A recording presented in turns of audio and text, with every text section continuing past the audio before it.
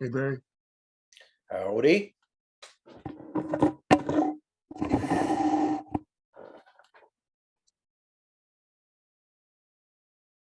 So as a quick recap of the week, I was in Las Vegas for Monday, Tuesday, Wednesday, Wow. and then Sunnyvale, California for Thursday, and then flew back home Friday. So it's been a pretty eventful week. Yep. The usual traveling most of the week. Yeah, but this time 2 locations instead of just 1. Yeah. So was Las Vegas business or pleasure? It was business. We had nominally an annual user event every October/November, but this is the first, of course, in 3 years. We didn't have it in 2020 and 2021. Yeah. So the last time it was 2019, maybe. Yeah, so it's been at least 3, possibly 4 years, I forget. Yeah. Yeah. A lot of groups that have been meeting on Zoom for the last 2 years are been trying to either resume in-person meetings or trying to set up hybrid meetings, so half in person and half online. And boy, are people running into all kinds of predictable but unanticipated glitches when they try to, return to half measures of the old ways. Yeah. Hey, Alex. Good evening, gentlemen. Good morning to you. So anyway, I'm a bit frazzled and haven't organized my notes for today yet, although I do have notes from previous sessions. Yeah, so I think our recap was, let's see.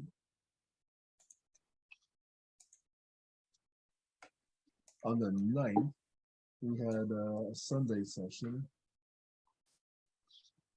We talked about science education, cold fusion, Star Wars, missing trillions of dollars, corruption, waste, and theft, one of our favorite topics, transparency, independent media coverage, multiple sources and intelligence,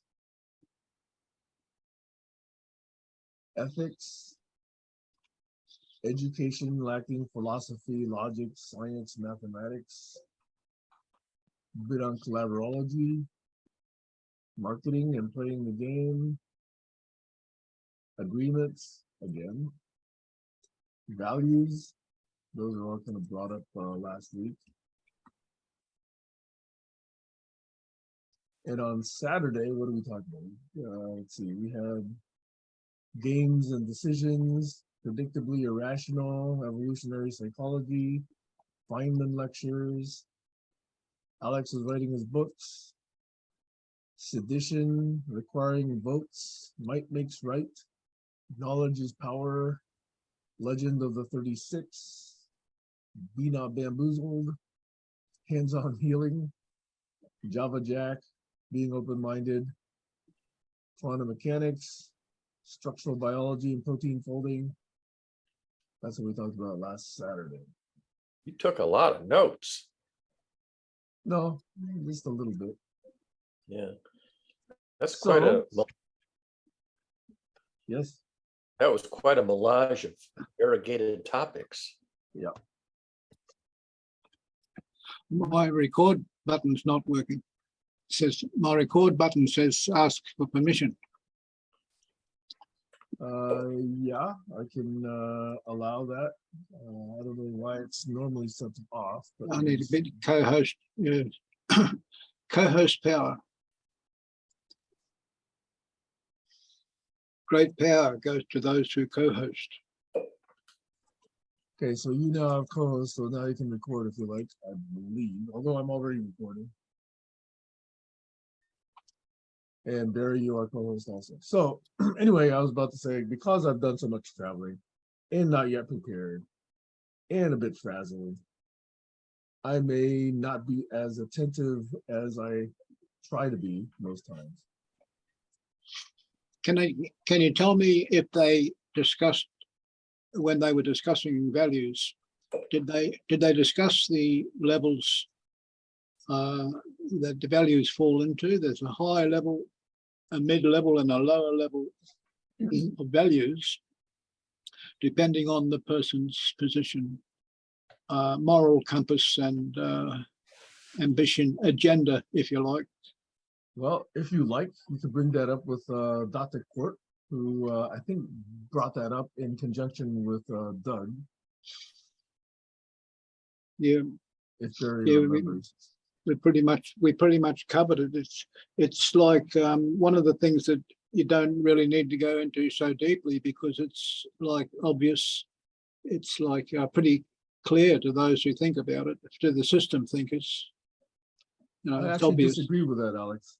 I think Really? that taking values as obvious is a mistake. Okay. Well, they because- vary from one individual and one ethnic group to the That's right. next. People have different values and Yeah. disvalues. Yeah, that's true. Even amongst professional scientific researchers. Yep. Yeah, I think that that's one of the social malaises of our time. We think that people have the same values without even talking about it. Well, Now, I mean, you look at the controversy over the democratic values versus authoritarian values.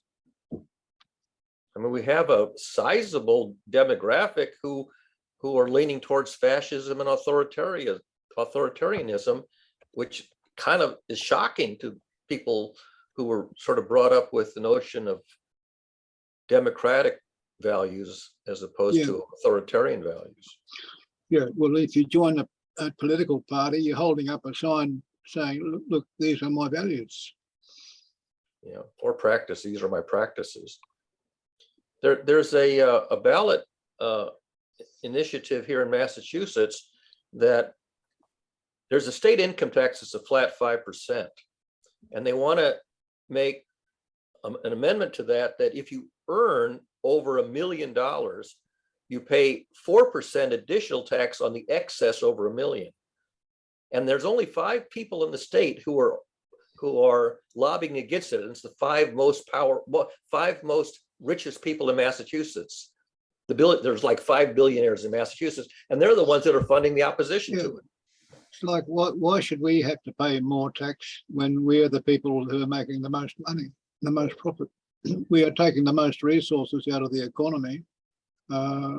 We are the cause of generating the most pollution. Perhaps some companies are changing their ways, I believe. Well, there's so-called green companies or ethically responsible companies, but and that's a trend supposedly, although a lot of it's also just PR. They talk the talk, but they don't necessarily walk the walk. Yeah.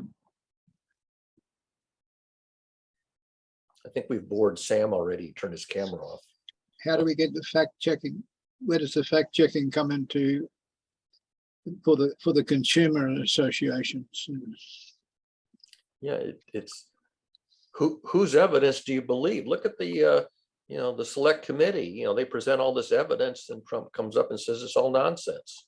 Like, people believe who they believe, and it doesn't. Beliefs don't correlate to the ground truth. Go ahead, Sam. see, I think when we talk about values, I just posted the early text from both the Declaration of Independence of the United States as well as the US Constitution. So it's trying to codify these very specific values. So if you support these documents and this country, nominally you're supposed to support these values. So all men are created equal. They have certain inalienable rights, life, liberty, and the pursuit of happiness. Okay, so that's the Declaration of Independence. In the Constitution, it says establish justice, ensure domestic tranquility, provide for the common defense, promote the general welfare, and secure the blessings of liberty for ourselves and our posterity. Those are the ones that are written into the country. Okay, I think all else is up for debate. Even these are up for debate, but at least they're law. Some of them are even vague, you know. Oh, what- yeah, of course. I mean, happiness is rather subjective and individual. What was the other ones I was looking at? Oh, justice. I mean, there is retributive justice and restorative justice, and they're very different. So And the word common justice is- defense and the general welfare. Yes, these are very large terms. yeah, they're suitcase words. They can mean damn near anything you want, and they'll mean different things to different people. So I So think that's okay. As an overview statement, I think that's okay. yeah. It's in By the the way, details that you then, carve out the additional implications. the pursuit of happiness was an edit. It was originally life, liberty, and property. And somewhere along the line, there was a discussion over the third item, and they changed it to pursuit of happiness. I'm sure there were lots of edits in the Yeah. process. Okay, but anyway, this is what's published. I saw some graffiti on a utilities wall, and it said those people who think you can't buy happiness have been shopping in the wrong store. Yeah. Or something to that effect. In other words, money can bring, if you don't have the wisdom, money can bring a lot of sorrow and unhappiness if not used properly, because money is nothing but a tool, and if you use the tool carefully, you get a good product. A good tradesman never blames his tools. So use your money wisely and you'll go far. Admit Stacy. Click hello, Stacy. Good morning, Stacy. Just got out of the shower. No, good morning. I was just locked out of my house for the past hour, so I just need a few minutes to to get some water and give the dog his medicine and stuff like that. Did you climb in the window? No, I had to wait for my mother, my poor mother, who's afraid to drive as it is, drove me my key, but it was only the key to my house and not the key to get in the building. So then I had to get somebody to come and get me in the building. And of course I had the dog with me and I ran out. Luckily I was halfway dressed. Usually. Anyway, I will be back. You mean What you did ran you out? do to your dog half- that he locked you out of the house? I'm glad I had the dog. I would have felt worse, but I had no keys. All I had was my phone. Luckily I had the phone. I'll be right back. So anyway, when people talk about values, I like to first understand what they mean, because there's values, there's mission, there's strategy, there's objectives, there's tactics, there's plans, there's meaning, and I think all of those words need to be related to each other before we really understand what people mean by values.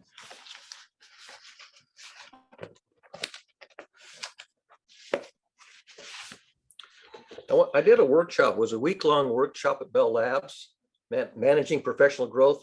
And one of the days of the 5 was a values clarification exercise where you went through this whole little booklet to write down from a list of sort of like 24 most commonly listed values, your top 5. And it was a really interesting exercise, and they tend to be pretty stable. I think over the years, like 1 or 2 of them have dropped off the list, and maybe two have been added to my personal list in 35 or 40 years. But it's a really interesting exercise just to review the values and realize where your value system differs from others in your cohort group. It was quite an eye opener.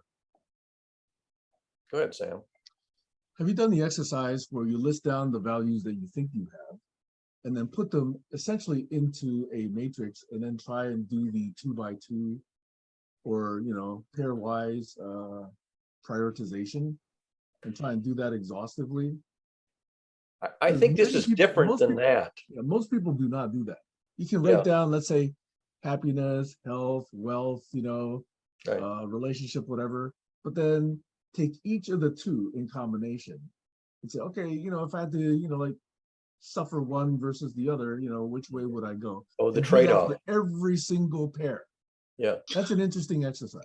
What we did is we listed them in order of importance. So you had your top But five. you think that's the order of importance. You have to verify by doing this pairwise Yeah, analysis. that I don't recall, because we're talking about 40. I don't recall exactly how we determined the priority, but we did go through a priority of top most values down to the 5, and then beyond that, you basically don't really.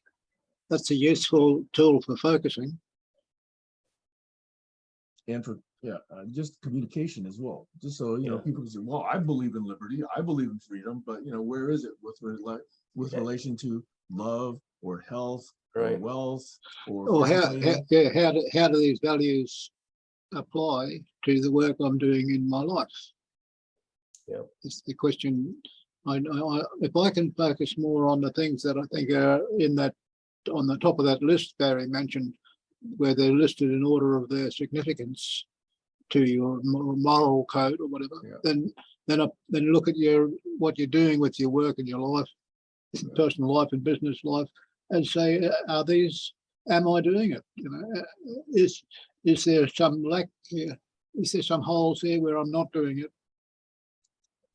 Yeah, and eventually you drop out of activities where the positive values payoff is diminishing, whereas the negative, the disvalues, are increasing. At some point, when the value to disvalue ratio crosses threshold, at some point you bow out, you know, discontinue, retire from some activity because you're simply not getting enough pleasure out of it to balance out the, you know, the pain, as it were. Yeah. No pain, no gain. Well, the thing is, if you want to improve yourself in some domain, you're going to have to do some work. And if the payoff for gaining some faculty isn't really there, like I could practice to be really, really good at chess, but why bother? What's the point?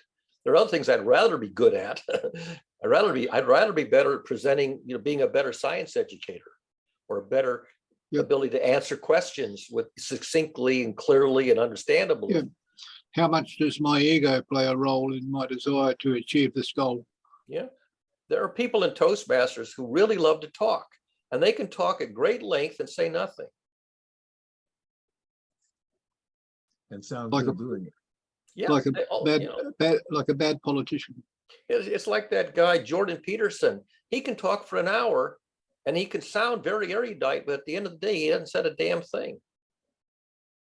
Well, he thinks he does. He thinks he has, and it sounds like he did. And his followers think he has. Yeah. He puts on a bloody good show. Yeah. So did you watch him through his collapse and quote unquote reemergence? And I didn't watch him, but I was aware of the reporting around it, and the fact that he published a couple of videos just characterizing his change of perspective. I watched an interview that his daughter did of him, and I thought that, to me, indicated just how much he had just taken on of hubris before the incident. Yeah. He thought he knew everything. He thought he was on top of the world. Yep. And that's a classic in dramaturgy, is hubris. Hamartia is the Greek word for character flaw in general, and hubris sort of tops the list of character flaws that make for intriguing drama. Yeah, I've experienced that hubris. It was pretty evident in my life for quite a while when I realized it was there. Realizing that you're practicing something goes against the grain is the first step, I think, or one of the steps in overcoming it. Yeah. Getting over the barriers and hurdles in the path between you and your goals. Who's that guy, Mafufu, or whatever his funky name was, that had so much hubris it was just, you wanted to throw up? You know, you remember who I'm talking about, Sam? I can't remember his real name. He lived in Vancouver, and he had a funky avatar name like Mofufu or something. Who would you compare him to in a sitcom? I lost you. What was the question? Would there be a character in a sitcom you could compare him to? Well, maybe Donald Trump in The Apprentice. Yeah, I mean, Sid character who was like that, sort of self-importance and things like that, self-aggrandizement. And, and if you listen to me, he was full of crap, but he had a higher opinion of himself than anybody else did. The banks, some of the banks in Germany and America were, after chasing Donald Trump for debts and unpaid, collapsed developments and things like that. Yeah. And he was on his rally telling thousands of people in the stadiums that he had so much money. He was so disgustingly rich. And then please send me more. It was all a fundraiser. I'm rich, but I need your money. I got so much money, it's not even worth talking about it. Yeah. So narcissism, I guess there are people probably a lot more narcissistic than Donald Trump, but he's the most prominent narcissist in the public eye. So I don't know. He gives everybody else a run for the money. Well, yeah, because he's prominent. I mean, there's plenty of narcissists who don't have the public exposure that he had. Elon Musk is probably kind of up there in the narcissism range, and I think maybe William Shatner a bit too, but they're well-known public figures, and the lesser known ones. Who's that guy running Amazon and Origin Space? Oh, Jeff Bezos. Jeff Bezos, yeah, he looks pretty up himself in some of those images. Probably but so. I haven't listened to him speak much in interviews and things. Yeah, Elon Musk is much more visible in public appearances than Jeff Bezos. You hardly ever see Jeff Bezos in public appearances. Yeah.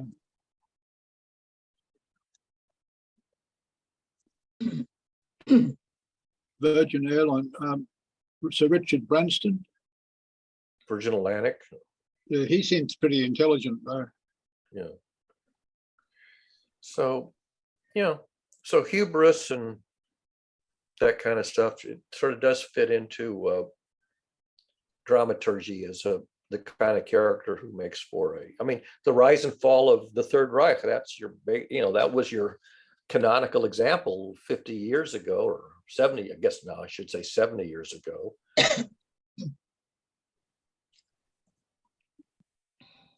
Here's Stacy. You okay now?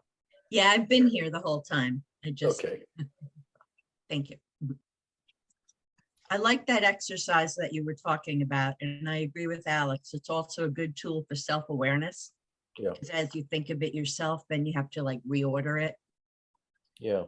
And any any differences that you have with the people you're working with over what the word means, that comes up. There's a lot of good reasons to do that. Yeah, as you're doing it, your position in the scheme of things becomes more clearer. Yeah. Yeah. You can see, you thought you were up there, but really you're down there somewhere. You belong to an organization, and let's say that their organizational values, both declared and actual, which don't necessarily align. And as long as your personal values are somewhere in the same hemisphere, you're fine. But as soon as your personal values sort of points away from the organizational values, you don't belong in that organization. You're working against your own interests. And well, some of us don't care how important it is that what other people think about us, but some of us think it's highly important. Some of us think it's a huge importance what other people think about us. So we go to extreme lengths to put on a face, a public face to present ourselves. Public relations where you pretend to be somebody you're not, and then you're unhappy because you're pretending to be somebody that you're not, and if you that leads to unhappiness. You're your own PR person, aren't you? Yeah. Well, the thing is, if you're changing something about yourself, if you're pretending to be something other than what you are, then clearly you're acknowledging that you're behaving in a way that you're not proud of, or you wouldn't be hiding it. Yeah. So, and that gets down to personal integrity. When I did that values clarification exercise, one of the top 5 was personal integrity. If you did a values clarification exercise, or you looked at a sample of them, how many people would put integrity down as one of their top 5 values? Probably a minority. I would, You would, yeah, that's why you and I are on the same page a lot. absolutely. I've got a book. It's a music book from Happy Days. All the songs from that movie Happy Days, from the TV series. Most of the big hits. And in the back page, when you open the back cover, it's blank, but there's somebody who's written in there with a biro. Remember to be happy above all things. Believe in yourself, or something to that effect. And it's signed Henry Winkler? Yeah. So I brought that book in an op shop, right? And if that's actually Henry Winkler's writing, then that's a valuable piece of paper. Sam? Hello.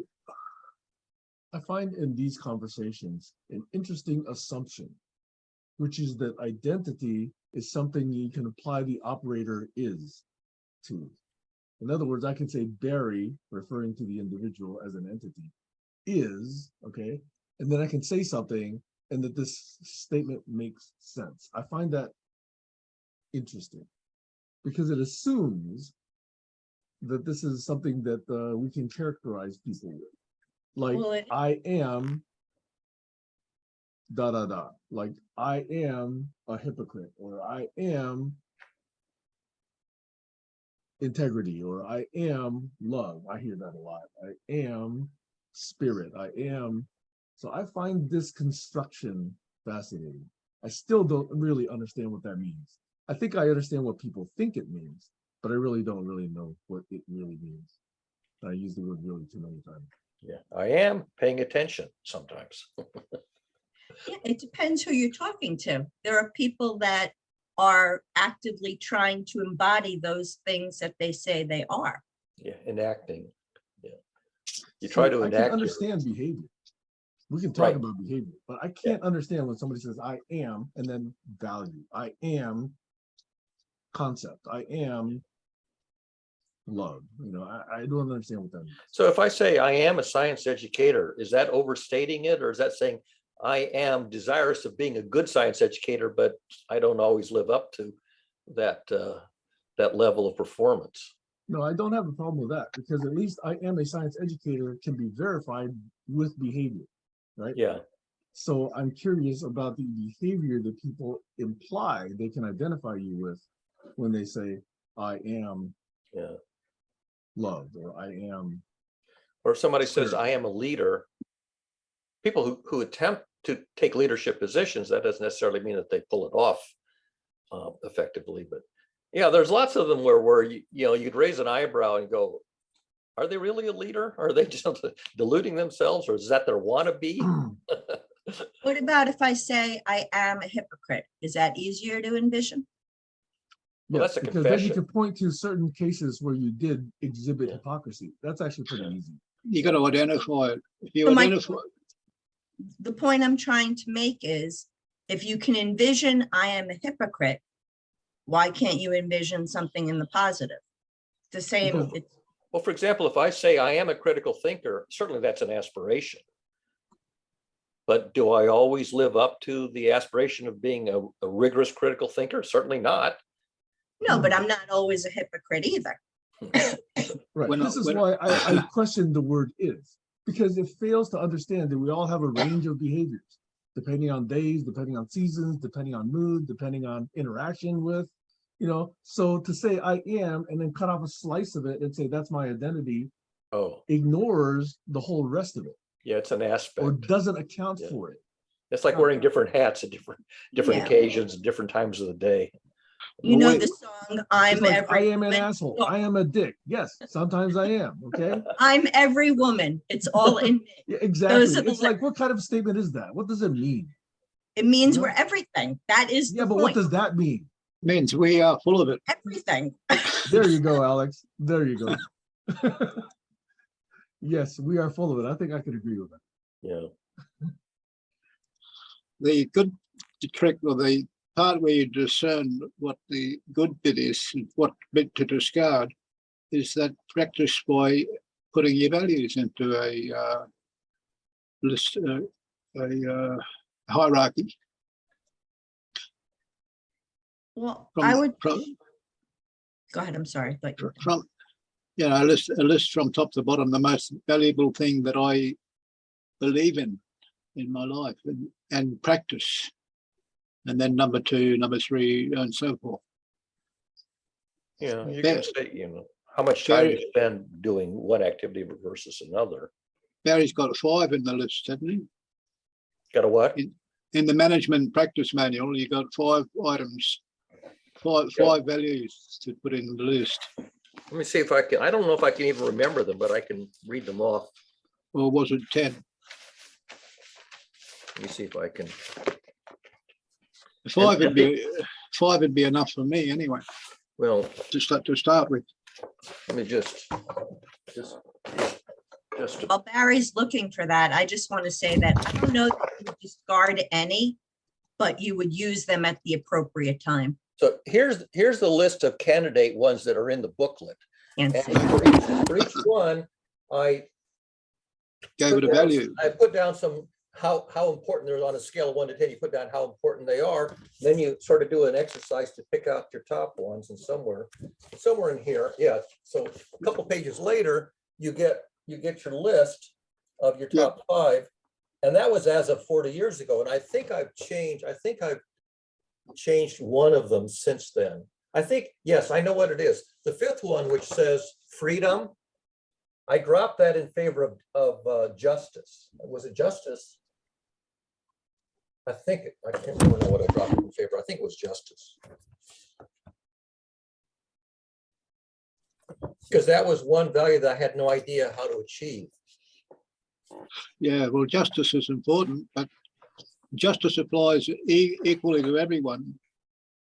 But we've also got responsibility that applies. Responsibility applies more to some people than it does to others. Yeah, all I know is that I did modify the bottom one on my list after a decade or 2. But that's sort of the idea, is that there's this sort of exercise of coming up with them. And I think there was one that was on my list that wasn't one of the candidates that was in the preprint. That I added one wasn't already a suggested item. I don't remember which one it was now. I have to look it up to see. Sam? See, Barry, I like that. Because when people talk about freedom, and especially these days, when a lot of people say, hey, I can do what I want, this is a free country, it is so arrogantly ignorant of responsibility that comes with that freedom. See, yes, you are in this country free to do most things, but most people do not take into account the consequences of those actions. Yep. And they basically just absolve themselves of responsibility of those actions. And to me, that is an imperfect, badly imperfect interpretation of freedom. And that's why I like what you did with switching freedom for justice. And I think that's a much more mature way of looking at things. These children that go around saying this is a free country, I can do what I want, haven't grown up to understand that there are consequences to their actions. Yeah. In fact, those consequences don't even matter to them. They're so selfish. And I think that also as you get older, therapy and healing sort of rise up as values that you appreciate more than you did when you were much younger. And achievement, I had achievement very high. And, as I reached my big goals and achievement, that kind of went down because I wasn't getting the thrill out of that anymore. Sam? So personally, I've replaced achievement with contribution. Yes. Being That a to me is value more to meaningful. being a value to society as opposed to being at the top of the game in some competitive arena. At some point, people retire from the competitive arena. They've got their gold medal, they got their Nobel Prize, they got their whatever, and there's no more thrill in winning the marathon the 17th time. Want to go on and do something else. Something that helps you improve your self-esteem. Well, if it's low to begin with. Maybe self-esteem is just padding on their ego. Yeah. Self-esteem is what you need when you don't have it. Exactly. If you have self-esteem, it's not that important to spend time trying to elevate it. It's hard I to like, do. I like that, Sam. Can I make that into a meme? Go ahead. Yeah. I haven't heard it, but it sounds so obvious. Yeah. I like the obvious because it's simple. Keep it It's- simple, Sam. It's diminishing returns. You know, it's something that you're aiming for begins to flatten, you're getting diminishing returns for the effort, then you switch to something else where you can get more gain for the same amount of effort. So that's, you know, the classical diminishing returns thing. Digvijay Singh is standing by to say something. Yeah, Hello. I'm just listening. Yeah, I'm yeah, hello, Alex. Hi, Barry. I'm just listening because I am yet to, enter the world where, where we are just trying to, prove ourselves. So I think I'm trying to learn from you guys who are experienced enough. So I'm just eavesdropping on what's being said. We're Do you all feel- learning. Sam? I was just curious, Digvijay, do you feel a need to prove yourself? Well, for me, it's like I used to think that way before, and like you said it, that you have to replace what we say with contribution. What we have to replace with Achievement. contribution, achievement with contribution, and actually that's the really it's a really humbling thing that I've heard today, because yeah, it does ring a bell, because like we measure things like that okay, I have done this and this is what I've got in return. I've done this is what I got in return. I've done this thing for someone else and this is what I've got from them. But the holistic picture is like, what's my contribution into the into the space that elevated the norm or elevated the standard of what's being done before. So yeah, that really intrigued something in me.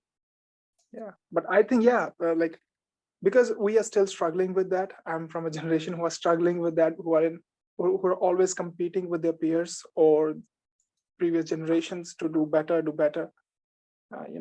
So yeah, I think there is no need to prove yourself until but but on a realistic side, if I see that people ask us for results, yeah, we are being asked for results. Like, okay, if you're doing something, where are the results?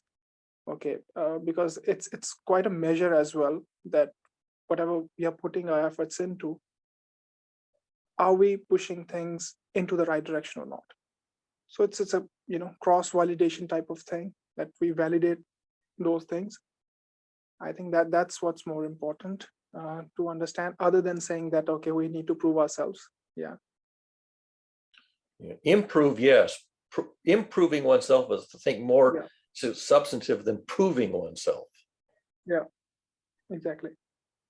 So yeah, I mean, we are struggling with that thing actually, where I idealistically think that I need to improve on these things, but at the same time, we are being asked that okay, like, prove it, that whatever you are, whatever your merits are, prove it. So yeah, it's a dicey situation that we get into quite often. So yeah, I think improvement is the very consistent way of doing things, but I think we have to validate our actions as well with time as well, because things change really fast at our age. So yeah, we look for those short returns at some point of time, and that actually creates a lot of confusion. That's why I'm eavesdropping on you guys, like, okay, what your experience is telling. Okay, so what you have experienced so far. I think that's pretty valuable for me to listen to that. Sam had his hand up first. So what I would find interesting is, for whatever you think is of value, whether it's love or family or career or wealth or health or whatever, an interesting question that I've been asking more is, where did that come from? Who suggested that this should be a value? What book, what mentor, what parent, what life circumstance said this is of value? Because I think that could tell you more about where it came from and whether or not you truly embrace it. Right. Yeah, correct. It's- Absolutely. I think its value is the thing the amount of value a thing has is the amount of value that you give it. And the reason you give it that amount of value alludes to your life, the experiences you've had in your life, and the lessons you've learned, and the values you've established over that time period. They slowly develop, and that gives you the list of values you've got. When I was Alex? growing up, I was in a culture where scholarship was one of the highest cultural values, but also scholarship was a measurement that you received as a child in school. You were given periodic measurements of scholarship, and so that became a value that you would attend to and work on in the culture I grew up in. Now, eventually that diminished. Once you're in your 30s and 40s and 50s, that's less of an issue. But that's an example of, where does the value come from? It comes from the culture. Yeah. My father always prompted me about education being a valuable thing. Yeah. And I lived my life, unfortunately, without getting an education, or not an academic one, but I always took an opportunity to learn something when it presented itself, because of what my father drummed into me over the years. Get an education. The most valuable thing you can do at any stage is, or especially when you're young, get an education. Right. And get an education, not brainwashing, because it's easy to get brainwashed and think you're being educated. Yeah, exactly.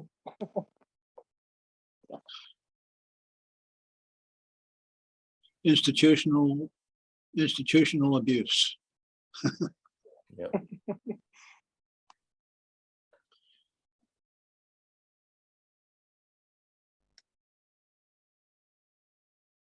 At this college, we're going to train you how to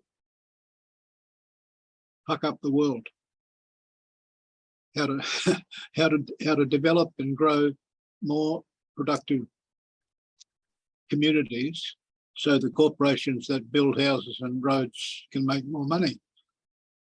Houses, roads, automobiles, bridges, schools and universities and prisons.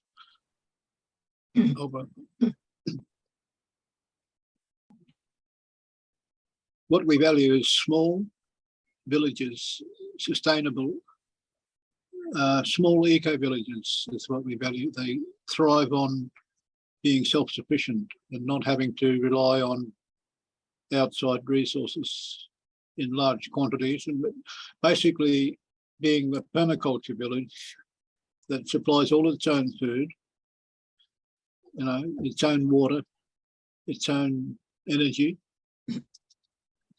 and produces tools and education for its own community. Sam has his hand up. Yeah. Albert. There's an exercise that some people introduced to me at one point about these values, about where these sources are, where these values come from. And they call them seductions. In other words, how are you seduced to want something? In other words, if you want to, say, take a walk along the beach, what does that give you? What is that source of desire? Is it really companionship? Is it conversation? Is it that you're not alone? There's a lot of different ways to look at where these sources come from.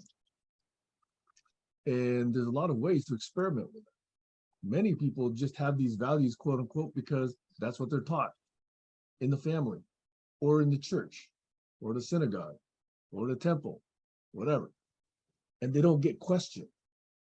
And this is, I think, the point that Nietzsche was trying to make was you gotta, like peel away yourself, peel away all this stuff and then build yourself back up to really understand where these beliefs and values come from.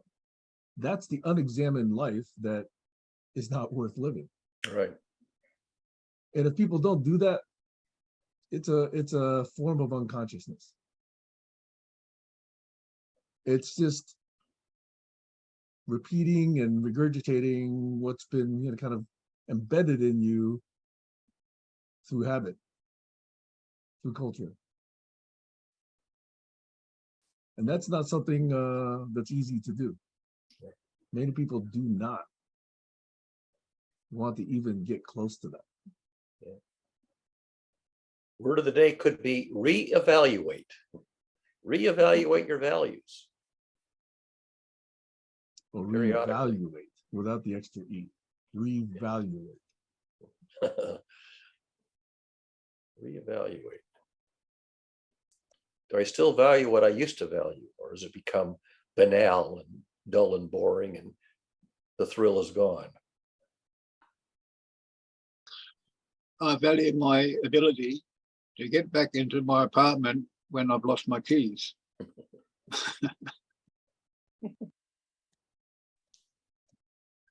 That sometimes is valuable, yes. And when you have your keys, you don't value it as much. When you don't have your keys, all of a sudden it's of high value. I need the key. The key to success is to not to exaggerate when I set my goals, to make sure the goals I set are at least possible, achievable things. Because if I'm not achieving my goals, my impetus, I get blanks. I become depressed. Nothing's working. But if the goals are attainable, if they're realistically created, then I can achieve them slowly, one by one. The dominoes fall, and I'm heading towards success. Because when each time you achieve a goal, your self-esteem rises a little bit. You get an endorphin high for achieving a goal. So success can be a value, and success in terms of achieving specific goals. But then you have to ask yourself, okay, I've achieved this goal. Have I left the world in a better condition for having achieved this goal? Or have I just, put another brownie point, another notch in my belt, and Yeah, well, that gets back to the motivation for setting the goal in the first place. Right. Yep. Does it make the world a better place, and does it make me a better person? Or is it just, winning a fight, and zero sum? So what do you do when you're suffering from this onslaught of what do you call the neurotransmitter that causes your heart to beat, just an adrenaline rush? You've got an adrenaline rush, and it's either going to make you happier or sadder, depending on the way you deal with it. So it's all in the way you deal with it, Stacey. When stress hits you, you've got this neurological response. Or it could be cortisol. Cortisol is the stress response. So you get this sort of this tightness in your chest that's unpleasant. That's stress is really more often than not cortisol. And if you're getting a lot of cortisol surges, you're overstressed. But if your heart's racing, the exercise is not a good thing to do. You need to sit down and relax, or let your pulse rate slow down. But if you're fairly relaxed, then some exercise can help change the way you feel. It just releases it. When you use a muscle, it secretes a hormone that triggers cell division. And if you don't use the muscles, it stops secreting. It secretes less of that hormone that triggers cell division, and you wither away to nothing. But if you exercise, you grow. Simple logic that applies to moving, getting up and moving around and doing something, playing a game or dancing. I like to use dancing because I've got my headphones on all the time. And the lead I've got here is long enough I can go and make a cup of coffee without removing my headphones. Because it's late at night here, the neighbours complain on. They can hear everybody. But with the headphones, they can only hear me, luckily. So what are you going to do, Stacey? Well, to be honest, a lot of this conversation I'm not really relating to, and I don't know if it's a male-female thing or what it is, but For one, I think there's too much of a focus on actual achievement. But the other thing is when Sam was talking about where did we get these values from or these desires, you know, I'm thinking back to when I was, you know, really small. For me, it's always been about relationships. That's not something that somebody taught me. That's something that I felt. So, you know, I'm over the fact of over my keys. You know, I got through that. It was annoying. I felt bad that I had to make my mother, who I know is kind of scared of driving. She's never driven here before. You know, I felt badly about that, but it wasn't that bad. I sat on a bench. It was a beautiful day out. You know, but then coming back, I felt a little rushed, but now I was kind of tuning out to some of the conversation because it really didn't apply to me. So And pick a new topic. Pick a new topic. Oh, no, I'm fine with the topic. And I don't even know if it's just me. You know, I just know that there's a difference here. And I do wish there were more women here because I don't know if that's where the difference is coming from or it's coming from something else. I mean, Well, there's certain basic things that we all want. I mean, I think most human beings want attention of some kind.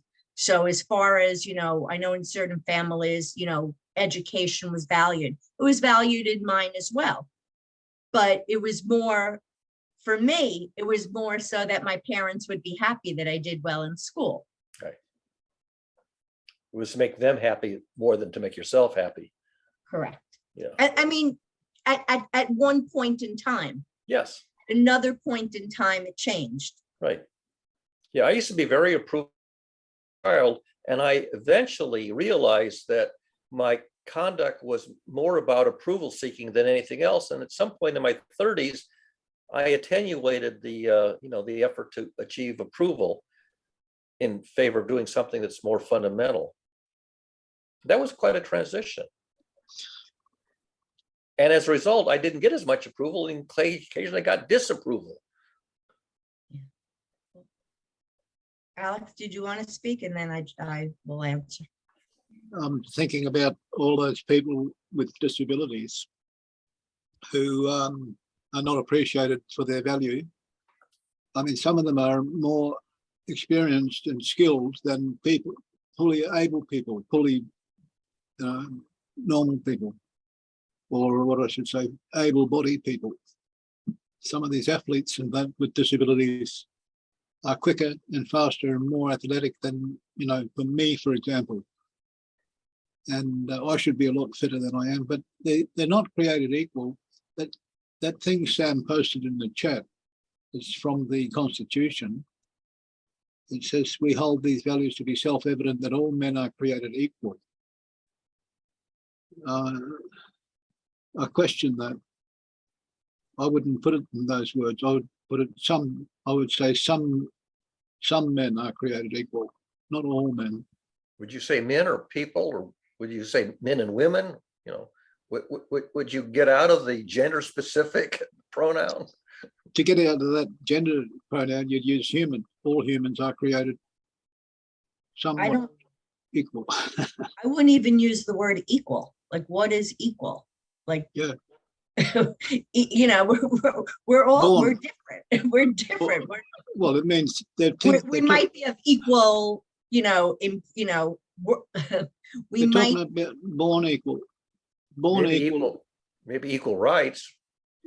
Well, we might all be deserving. Right. That's not true either. Equal opportunity, equal rights. Right. Some people are born without rights. Some people are born without any access to, you know, the good life. I mean, Right, but women didn't have equal vote. You know, the minorities didn't have the vote. The former slaves didn't have the vote. You had all of this, you know, complicated stuff that was anathema to being equal.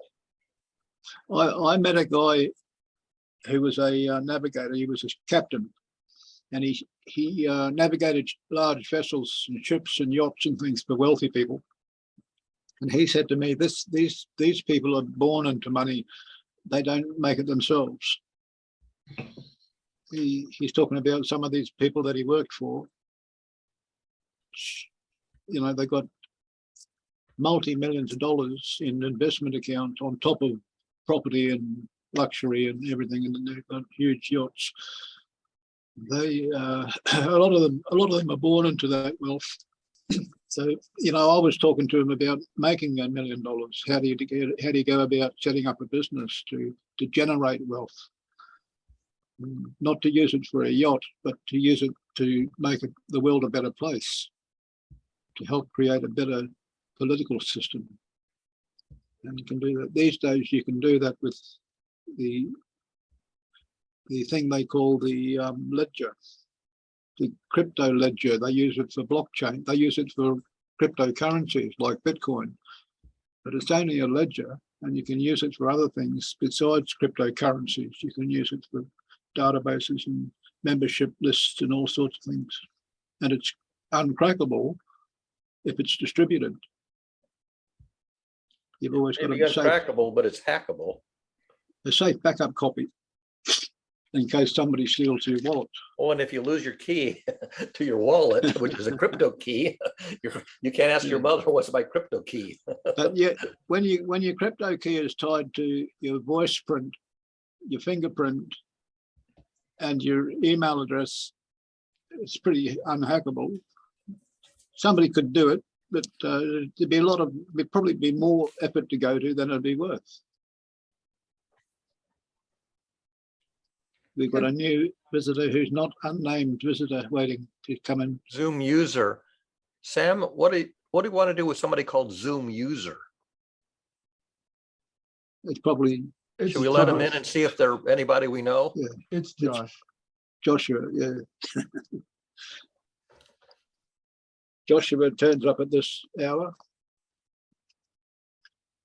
like I used to. Just Zoom to have user. Just wanted to see who was here. Oh, we'll see if it's Josh. He's plugging in his headset.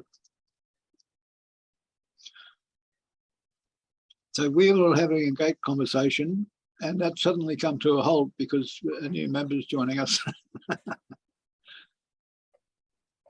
And we're more interested in that than we are in what we were talking about.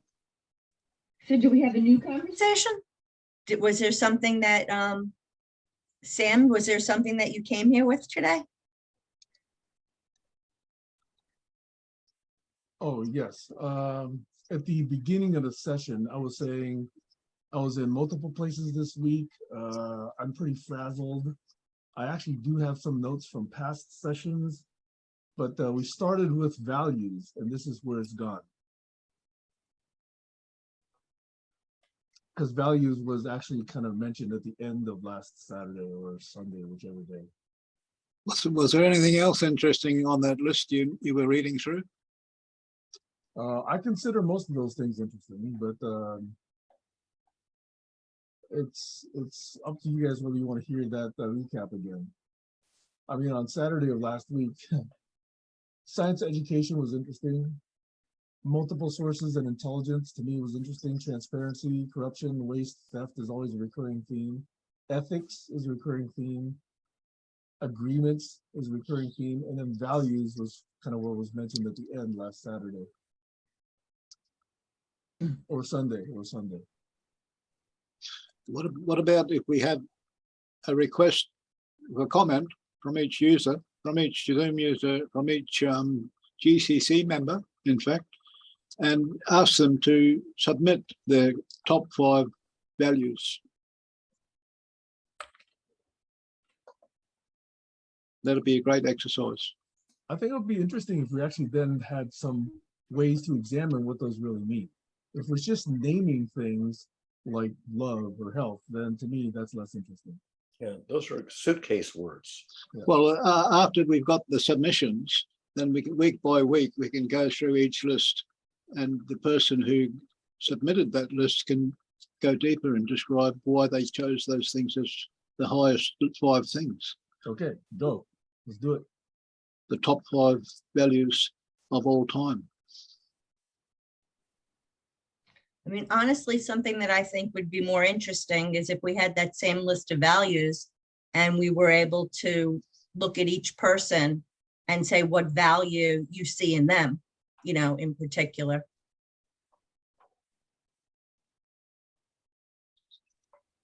What's an example of that, Stacy? I value the way Stacey makes suggestions. I value Barry's honesty.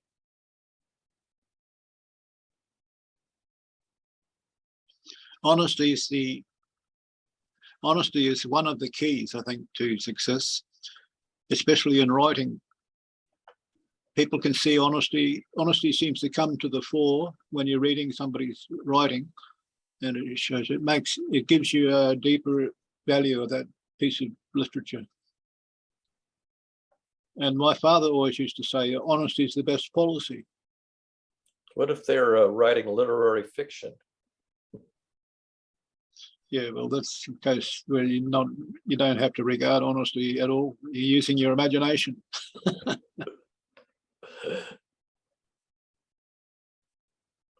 Science fiction. Entertaining literary fiction. Science discovery. Oh, so I had a question. I had a question. I asked, Carl had commented on my Facebook page and I asked him the question, but he didn't answer me.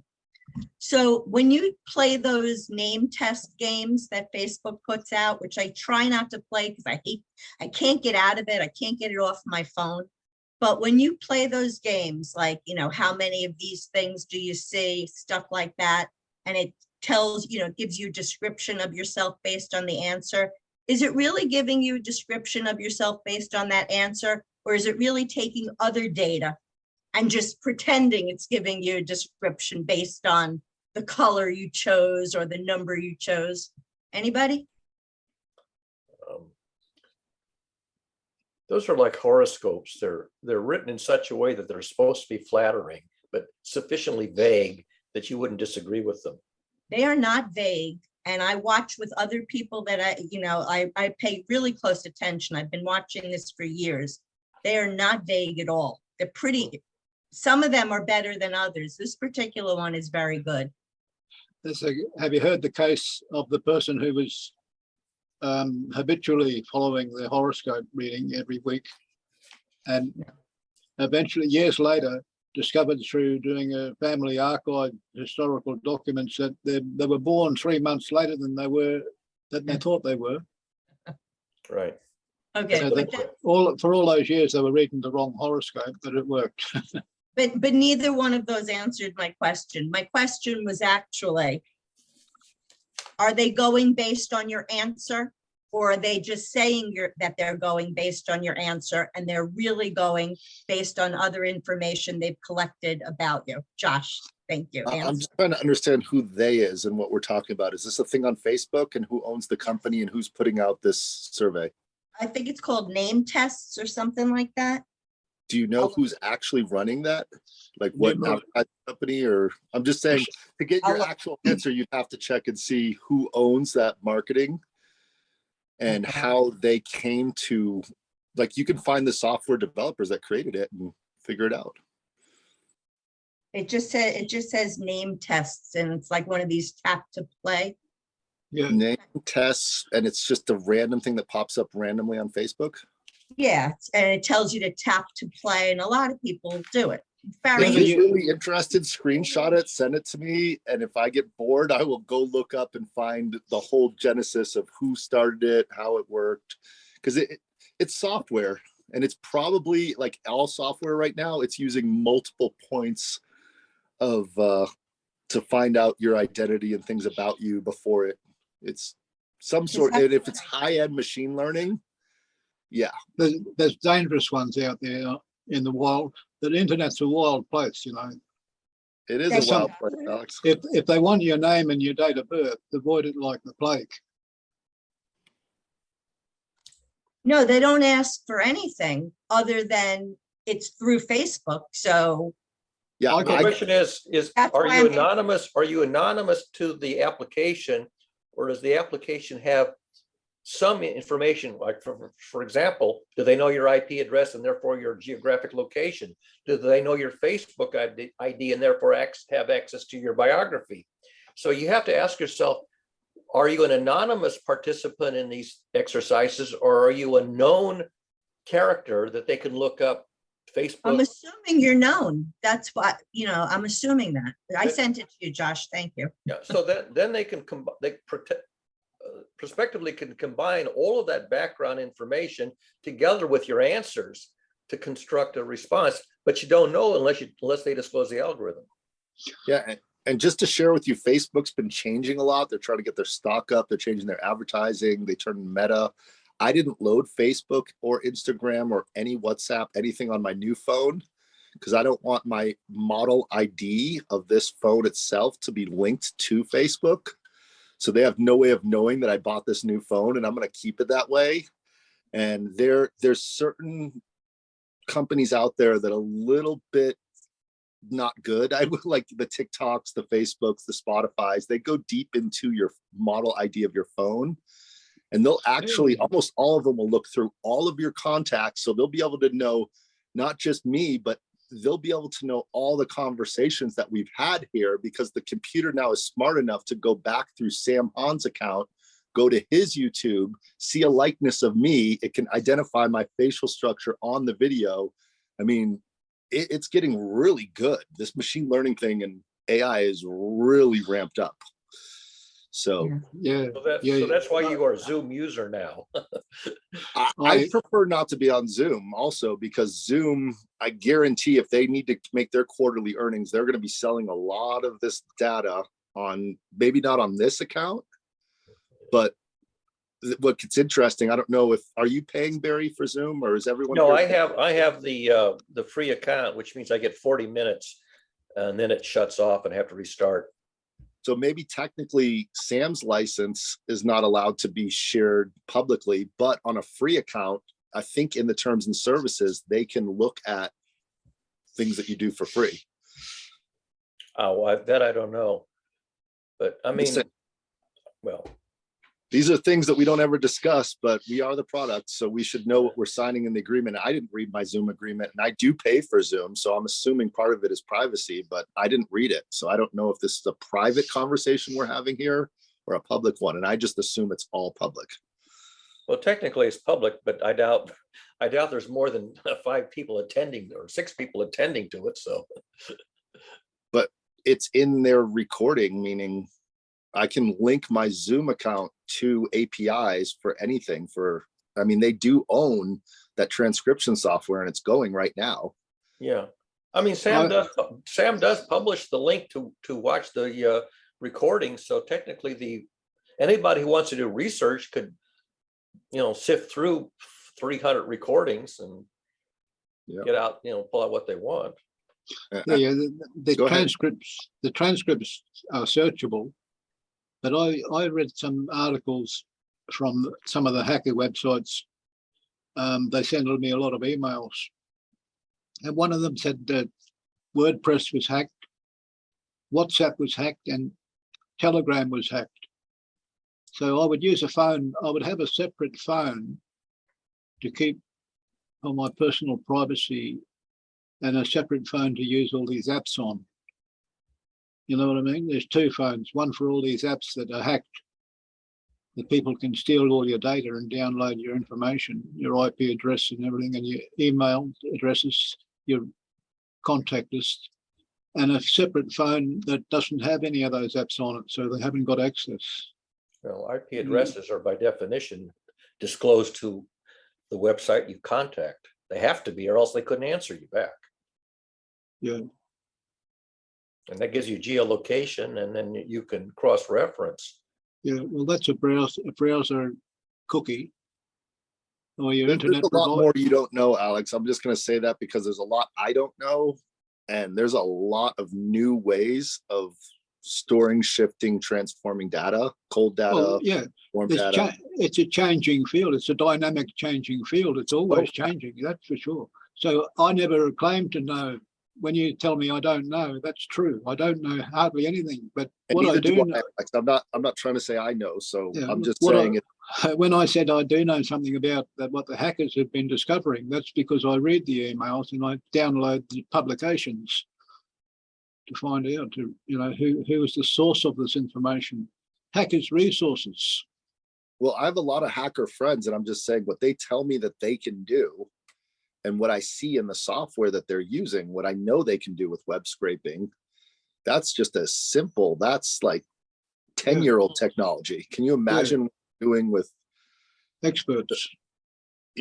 large servers? I'm saying when you get into really fast, huge clusters of giant data centers with GPUs, and then you cross-reference that data. When you get into when I say big data, I mean billions of people. That's why you never hear me promoting WordPress websites. Why? Because of all the hacking that was involved. When you can't hack, but that's ignorance, because you can't hack a WordPress. WordPress is an open source GPL. All the code's open. Yes, but when they were offering WordPress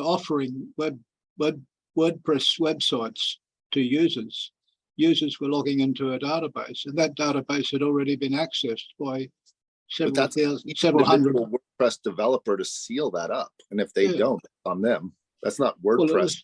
No open source websites that will allow anyone in. They allow people with backdoor entries. There's all the people who helped with your iPhone or Android or any operating system. All the people who helped develop the code have all the information they need to harvest, to scrape visitors' websites and users who don't know much about security, because they're not using secure sites. They're using hackable sites. They're very low in knowledge about security issues. A lot of users are like that, and they just take advantage of a free website. Oh, wow, another free website where I can put up pages. So they whack up pages up there, and all their data is going to the hackers who are monitoring all those log files and what have you. I'd be thrilled if the hackers would learn some science by reading what I write on the public internet. I'd be thrilled if they would learn something. They don't want to know. If they're making money, nothing will make them change their mind or their habits. When they stop making money, when you start costing them money, they'll attack you. I don't know. The web's a scary place. There's when you talk to government people, they're like, we've been at war for years in the cyber field. Yeah. Like so everything's hackable. If it's a digital thing, if it's online, it's hackable. Yeah. Well, people are raising a lot of money for Julian Assange. They're using that new meme they've got out. It says, it's a picture of Julian saying, I help you, now you help me.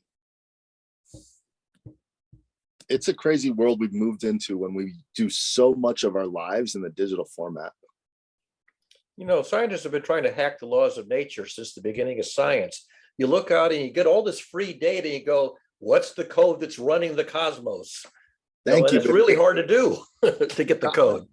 I'm all up. Can I switch the subject, Alex? Because what Barry's talking about, there's some this guy, Michael Levine, is a really amazing hacker. The God code. Well, I think he's kind of cracked it with these Pleiadians, these little flatworms, and he figured out how to like make faces on them, and he's hacking the bioelectrics of the universe. It's like, it should be the top story in the news. I don't know why it's not as prevalent. Because worms are a lower form of life. Are you talking about electronic worms? No, I'm talking about worms that are called flatworms. They're Pleiadians, and they've been around, they don't die. They've been around for 4 billion years. Do they have a relationship with the fungi? They have a relationship with what Barry just talked about, is the code of the universe. Right. The cytoplasm. When you mix Watson that and Crick, cracked the DNA code. That was a big deal to crack the DNA huge. code. Got them the Nobel Prize. Yeah, you got a dozen chromosomes and billions of connections and billions of combinations in the DNA code. That's incredible. And it's only got a simple set of letters. How many letters? 8, Four. 7, 4, A, B, C, D, E. So Yeah, well, that's there's a lot more going on inside of biology, is what I'm saying. And I'm not a biologist, so I'm learning these things. But my question. Go ahead. My question to the biologists and the geneticists is, where did that code come from? Did it originate spontaneously? Here's where it gets interesting. You get into electricity, bioelectricity, and morphogenetics, which is how the code is received by the cells themselves and how the cells decide to work. Well, that applies How they even to the. communicate with each other. There's some new understandings of how cells are actually communicating to each other. I'm thinking about the simpler organisms going back in time before that we got organisms with sophisticated DNA that give us humans the ability to have consciousness and think, right, and reason. But if you go back to these more previous simpler organisms that were also cells dividing and communicating, I don't know if it was a natural occurrence that sparked this evolution or whether it was intelligent design. I don't think anyone knows exactly how it works, and we're trying to figure it out. Yeah. That's the research area.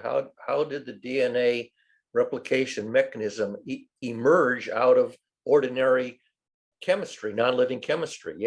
You have organic chemistry, which is still non-living, but organic chemistry somehow managed to evolve it into self-replicating systems. You can see how the environmental conditions would have shaped the process, because organisms have to have sunlight and resources like fuel. Maybe it's water and sunlight, and then micro proteins.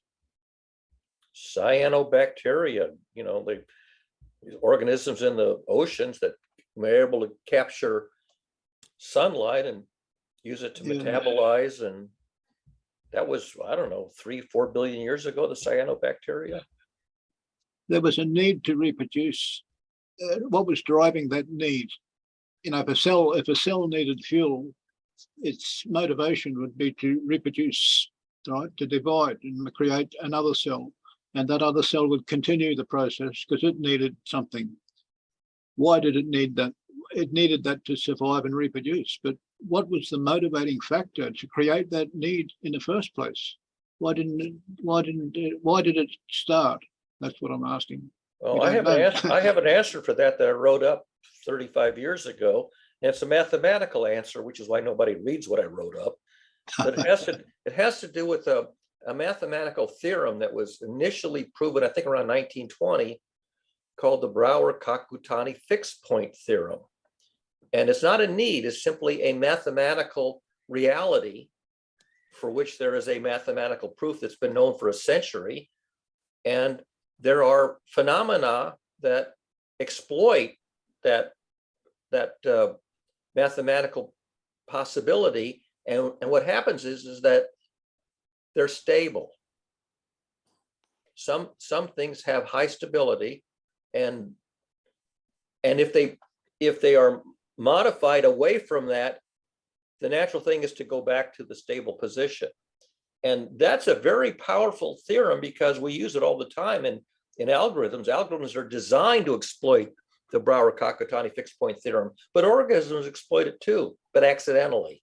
But because they accidentally exploit it, they persist. And I can give you the link to it if you want to read it, although frankly, I don't know, why bother, because nobody seems to read or learn anything, even though the mathematics is well established, it's been around for a century. They're using that mathematics in that game. There's a computer game called Life, L-I-F-E. Yeah, I know it. I know what you're talking about. And basically there are configurations which are self-reproducing within a very simple recursion law. So there are recursion laws which obey the Brouwer-Kakutani fixed point theorem, and they replicate themselves. Yeah. Once you get to a fixed point, it repeats itself. That's basically what the math theorem says. It uses an if-then statement. No, well, maybe. It If the follows, neighbor, if you bump into a neighbor, if the neighbor's blue, kill it. If it's green, join it and make double sides. yeah, it has a recursion law, and the recursion law has the property that it has a fixed point. Actually, more than one. They're motivated by the instructions given to them by a human being. It's not that they're motivated, that they're driven by the rules of the game. The laws of nature or the laws of the game are provided by the creative process, and then the contents has to obey those laws. Yeah, that's like the sexual urge in humans. The urge to reproduce, it makes us survive, and the population on the planet keeps increasing because of this natural urge, sexual urge to mate with a female. So if those single cells were motivated by a sexual urge, they must have had some But neurons. I could ask Sam or Stacy or Josh, how many people do you think have ever heard of fixed point theory in mathematics and have actually read enough about it to know what it is? What fraction of the population think even are aware of fixed point theory? Fixed point. 1%. Fixed I'm not point aware theory. of it. I don't know fixed point theory. Fixed Yeah. point or fixed point. FIXED, fixed point theory in mathematics. It's a very, very powerful idea. So powerful that explains why there's life. I still can't work out how you're spelling that. Something like FIXED. You know, Right, I'll give you the Yes. link, although I don't really expect anybody to go and look at it, but I'll give it to you anyway. cis. No, F.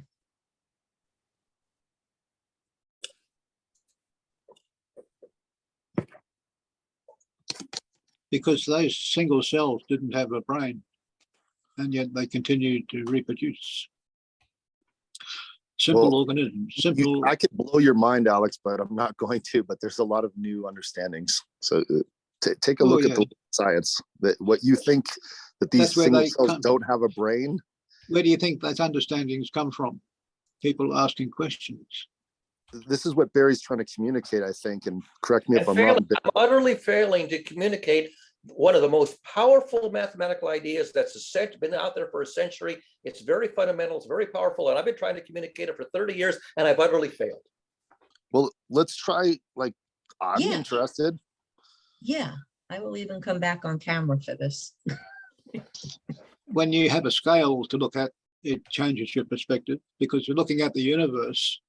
A planet in that universe is like a fixed point, or a black hole in the center of that galaxy is like a fixed point. But when you're looking at a microscopic organism, you've got a different scale completely. It changes the nature of the things you're looking at, as well as Guess who was the first mathematician to employ a fixed point algorithm even before it had a name? Who was that? I'm asking you to guess the name of the mathematician, and you know this person's name, who was the first person to write an algorithm that employed the fixed point concept to solve an important mathematical problem. Albert Einstein. No, long before Einstein. I can't name any mathematicians. Well, if it's long before Einstein, it must have been Isaac Newton. Exactly. Isaac Newton, who invented the calculus, wrote a fixed point algorithm to find the roots of an arbitrary function. You want to find, you know what it means to find the roots of a polynomial? Yeah. No, He I wrote don't. an algorithm that would find the roots of an arbitrary function using a fixed point algorithm. That was the very first thing he did with the calculus. Now, it wasn't called fixed point theory because why it worked, he understood how to use it, even though it didn't have a whole theory to, expound it. Can Josh just jump in for a minute? Because I think it's going to be a clarifying question. Yeah, I was going to try, but I think what's frustrating is that most people don't know basic mathematics. So the root Exactly. of a polynomial, I never learned that. And that's my ignorance, because I didn't get that far in mathematics, the root of a polynomial. And that's sad. But I only got to algebra 2. So I'm wondering, Barry, is there a way, if you were talking to a 5th grade class, Mhm. can you just give us a little back? Can you come in That's from what that. that's what I put the link into the chat just now, because that's the explanation that I would excerpt from, depending on the attention span of my audience. My audience had a 10-minute attention span, I'd give them the whole story. If So, they had a 2-minute attention span, I would, have to do a little hand waving and not really explain it. so we have like a 5-minute attention span and we're on Zoom. Do you think you could just give us, and Kayla's here too, and none of us are thrilled with, can you just give us a little bit of a very base, at least start at a basic point? Okay, so the first question I have to ask you is, do you know what a function is in mathematics? Is that, no, I don't. I'm gonna say no, just because I couldn't explain it to All a right, 15. so suppose you have this little box and it's some kind of a machine. You put something into the input and you turn the crank and you get something out of the output. Now, a lot of times, the kind of stuff you put in the input is different from the kind of stuff you get from the output. But there are some machines that will take a certain kind of input and the output belongs to the same class as the input. Okay, which means that you can take the output and plug it back in the input and turn the crank again. I know what they are in arithmetic. They're numbers. No, they're machines that do the process work of the numbers. They're division, multiplication, subtraction, and addition. Right. They're You put in a number, you turn the crank, you get another number out. well, That's the what a function is. addition and subtraction, multiplication and division. Exactly. They're the arithmetic terms for the process machine that the numbers go into and come out of. Now, suppose that you take an arbitrary number and you put it in the input, you turn the crank, you get a number out. Yeah, but And it's a different number. The Now you processes. take that and put it back in and you turn the crank Can you let him again. finish? Thanks, The Alex. processes are not numbers. The numbers are the fuel for the processes. Hey, Alex, would you let Barry actually try and explain? He did. He said there were No, numbers. he but hasn't. He's barely into this topic. The machine was Alex, not. Okay. I'll let him carry on. Alex. I will- Alex. I heard You- multiple people ask Barry to explain a concept, and you're not Yeah. giving him a chance to do that. Well, all I did was offer. Okay, Alex, I just muted you, okay? I make a suggestion, Alex, if you have things, maybe put it in the chat. This way you won't interrupt Barry's flow and you'll still get out what you want to say. Barry, could you, so we know what a imagine function you got a is. box, you put like a number into it. You turn the crank and you get a different number out. That's called a function in mathematics. It converts one input to a different number in the output. Now you take that and put it back in, turn the crank again, and you get another number out. In some interesting cases, you'll put a number in and feed it back and turn the crank, and eventually the number that you get out converges to the same number over and over again. You put in some special value, let's say 27, and turn the crank and you get 27 out. That's called a fixed point of that function. The output is exactly the same number as the input. And there are algorithms where the answer to a problem you're trying to solve is the fixed point of a carefully crafted function. And the thing is, you want to build a machine that when you turn the crank and put a guess in, gives you a better guess out. And you put the better guess in and you get an even better guess out. And there are the whole point of fixed point theory is, how do you build functions that will have this property that if you put in an approximation, it gives you a better approximation, and you iterate on that. And after a few cycles, you've got to within 3 or 4 decimal places the answer to the problem to the puzzle you were looking for. That's the basic idea of a lot of algorithms. And there is a mathematical framework that teaches you how to build that box that has that property for the problem you want to solve. And Isaac Newton was the first one to do that because he wanted to find the zeros of a polynomial. And he figured out how to build the box that it would converge to the zeros of a polynomial, even if he just gave a wild guess to start with. That's how I made my living for the first 10 or 15 years of my career, building algorithms that computed fixed points. So in And your- life does that. The laws of physics and chemistry say if you take a configuration of matter and you let the laws of physics and nature operate on it, you get out of configuration of matter. And is there a configuration where when you start with this configuration, the laws of nature give you the same thing back again? Life has that property. It's a fixed point of the laws of physics and chemistry. And they do exist. We're examples of them. Any living organism is an example of a fixed point where the crank is the laws of physics and nature.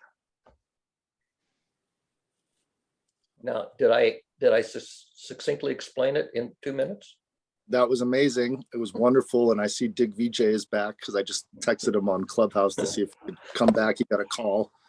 But so here's where it gets interesting, that intersection between biology and mathematics, the intersection between the Principia de Mathematica and all of the math that Newton wrote up, right, to all of the physics that we use today in Newtonian physics. Right. The practical use of mathematics, I think, is where things are lost, where I got lost in mathematics because it's so out, like, who cares? How does that affect my life? I don't do biology. I don't know what all the matter is in the universe. But when I had to take credit cards and make a lot of money in the business world, and I learned that the credit card had an algorithm, and I learned that the algorithm could be programmed into software. So when someone gives me a credit card number, I could know if it was a fake credit card or not. That applied to my life because I know if I'm getting paid or not. Right. And so taking mathematics and putting it into a practical use case where anyone can understand the value. I think back to what Stacy said, the value of people, the value of the mathematics, of how it's utilized to create more happiness or pleasantness or joy for us in this society. Like the ability to go to the moon. Okay, how many of us want to go to the moon? But the ability to go to the grocery store with a GPS of Google, that's a little bit more practical as trying to find different grocery stores. I mean, you see what I'm saying is if we can use fixed point theory to change, and this is where I'm getting excited, because what I was working on with the Microbiome Learning Center is to understand the bacteria enough to eradicate all diseases, which would change billions of people's lives in the future if you never had to have disease. Excuse me, if any of your cells never had to degenerate or metastasize or turn into cancer cells. Like, curing cancer is reality. I mean, we're getting closer and closer each day. But if you understand what Barry's saying about fixed point theory, and you can find an equilibrium balance where the cell can actually be manipulated in a way where it doesn't have to turn into disease. And I mean all disease. I mean, you name the gamut from dementia, Alzheimer's, Tourette syndrome, you name it. If the cells could, and the word that I'm trying to communicate to people, which is a hard word, and maybe you can help me, Barry, morphinogenic fields. A lot of people, actually, I have that book by, I can't remember the two guys who wrote it, but like, I lose everybody the minute I say the word morphinogenic, and I'm still wrapping my head around what a morphinogenic bioelectric field is, which is separate from the RNA and the DNA. It's the way it's expressed and all the cells communicate to each other. That is really interesting. There's an experiment in chemistry that's a very popular experiment if you're teaching chemistry in college. You pour some chemicals into a beaker and it just sits there, nothing happens. You don't see anything happen. And then after 27 seconds, it suddenly turns blue. The whole thing just turns blue all at once. And they do this thing, they'll pour it in there, and then they'll slowly pour it so it's coming down, and it'll all turn blue simultaneously. So there's something about this chemical reaction that you don't see the reaction, but the reaction is underway slowly everywhere in the field. A morphinogenic field all changes its configuration simultaneously. And so the notion is, how does it know to do it? Well, everything locally is doing the same thing under some processes that they make this name morphogenic field. It changes its morphology everywhere simultaneously. Stacy has her hand up. So what I'm hearing is that these are the synergistic effects. Is that correct? Or am I not here? I mean, No, it's more profound than that. Synergistic says something happens here and it causes a similar thing to happen there. The notion is this is the cause and this is the effect. But in morphogenic fields, they're all doing it simultaneously, independently, but in sync. I thought synergist, okay, so then my definition of synergy is wrong, because I thought synergistic meant that the effects here and the effects here are different than the effects of both together. They interact. There's an interaction. In synergy, there's an interaction. Yeah, In morphogenic fields, everything is happening simultaneously, but independently. There's no interaction. So that what you see happen here, if you're watching this half of it, you know that the same thing is going to happen over here independently, but simultaneously. so then it's so at that, in the morphogenic field or whatever, I'm sorry, I think that's what you said. Right. That's when everything's caught up with itself. The word is synchronicity. Synchronicity, like, so you're watching the Rockettes and you see the Rockette over here do a kick, and the Rockette over there is going to do the same kick at the same time because they're doing the same routine to the same music, to the same drummer. But it's not that this Rockette is waiting for that Rockette and then imitating it. No, they're doing the same routine simultaneously in synchrony, but independently. So synchronicity is one thing. Effects, ping pong. So is it ping pong? No, it's not ping pong. They're all doing their own thing. They all got their own clock, and their own clocks are running in synchrony. That's the difference between synchronicity and synergy. Ping pong is synergy. Can we add another word, symphony, in there? Just for the music analogy of they're all supposed to do it to the music, but everyone's slightly off. So Well, they're playing a different part of the musical score, but the conductor is the timekeeper. The conductor says, I'm the clock. Everybody pay attention to this clock. And that's where I get really excited about biology, is the conductor is, there's many different conductors in the body that are conducting the morphogenic field, as far as there's not one way that the cells, like, in other words, Stacy's cells aren't going to replicate and communicate and morph the way my cells are, because Stacy's cells aren't my cells, and Stacy's cells don't live in the same blood type as my, like, there's so much uniqueness in each human being that I think that's where we're all lost, is we all think, oh no, it's all the same. It's all the same. It's not. Like, where you live on planet Earth affects the way your cells are. Yeah. And at local adaptation. Yeah. You get local adaptation, but all the moths adapt to the color of the bark on the tree at the same time, because if they didn't, they'd all die.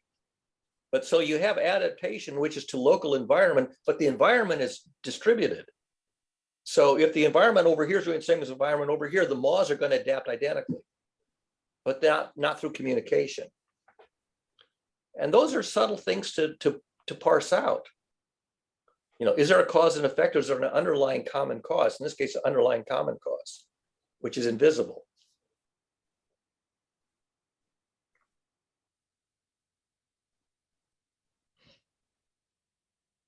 That's why science is intriguing, because the first thing that you think of isn't the correct theory. And getting the correct theory is a lot of fun, but it's a lot of imagination. And then you got to demonstrate that your underlying theory, it truly explains the observable phenomena.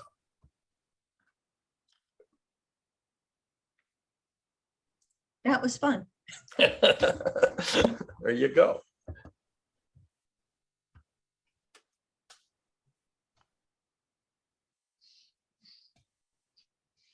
Yeah, I think the exciting thing that I got interested in science is when you use words like fixed point theory, the point itself, like mathematically, in what dimension? Because there's a lot of dimensions of points. Like when Einstein did his famous, imagine you're on a spaceship traveling at the speed of light and you look into a mirror, what do you see? And that thinking of time, I got obsessed with time literally for 8 years. I couldn't stop reading every book I could about what time is. Right. And because the very definition of time has never really been defined in all of human history. Time is what clocks measure. And up until a century ago, everybody thought that a precision clock would keep the same time. And if you had two twin clocks, the precision clocks, it doesn't matter where they are, they're all going to keep time in synchrony. Turns out Einstein says it's not true. If you take two precision clocks and you elevate one about a meter, this one starts running faster. That's called general relativity.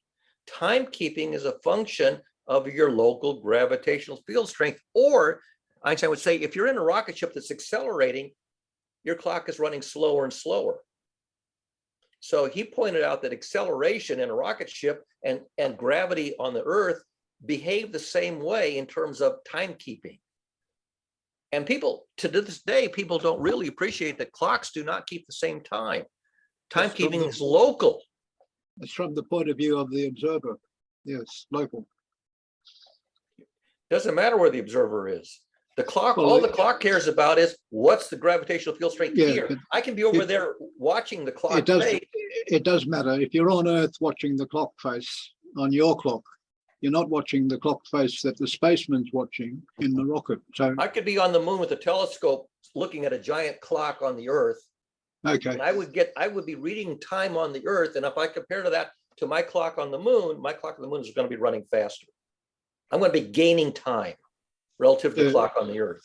I'm not disputing the general theory, but I am just saying if it's local, then the time to the guy on the spaceship's clock looks different to the time on the guy on the ground clock. Yeah. Because of the local effect. Yeah, it's called proper time. Proper So time when is the time, Okay. the clock that's Yeah, where okay. you Now are. getting back to me and my comment about the observer. The observer is simply the one looking at the clock in the local position. Over. So that was a big change in how we understood time, the fact that time is relative. That was a big deal. And to this day, people forget to think about that in various science experiments. So last week, they gave the Nobel Prize to these two guys doing these experiments in quantum mechanics. And there was a mathematical model that made a prediction. And when they finally did the experiment, the prediction was wrong. And the question is, what's wrong with the prediction? Why was John Bell's prediction in 1964 incorrect when the measurements were done in 1984? And the answer was John Bell forgot to take into consideration that time is local. John Bell assumed that timekeeping is the same everywhere and every when. And he used the mathematics that assumed that, and he got the wrong prediction. Timekeeping to the observer on the space rocket looking at that clock, there's clocks telling him what the time is, and that the rate of that clock ticking is the same as the rate of the clock on the ground ticking. The reason they tell different times is because of the distance between them. That's not the mistake John Bell made. If you say to this particle over here. Okay, I didn't say it was a mistake he made. I was just pointing out the fact that time's relative to the local position and the clocks are running at the same speed. The distance between them is what. They're not running at the same speed. The clocks are running at their own local independent speed.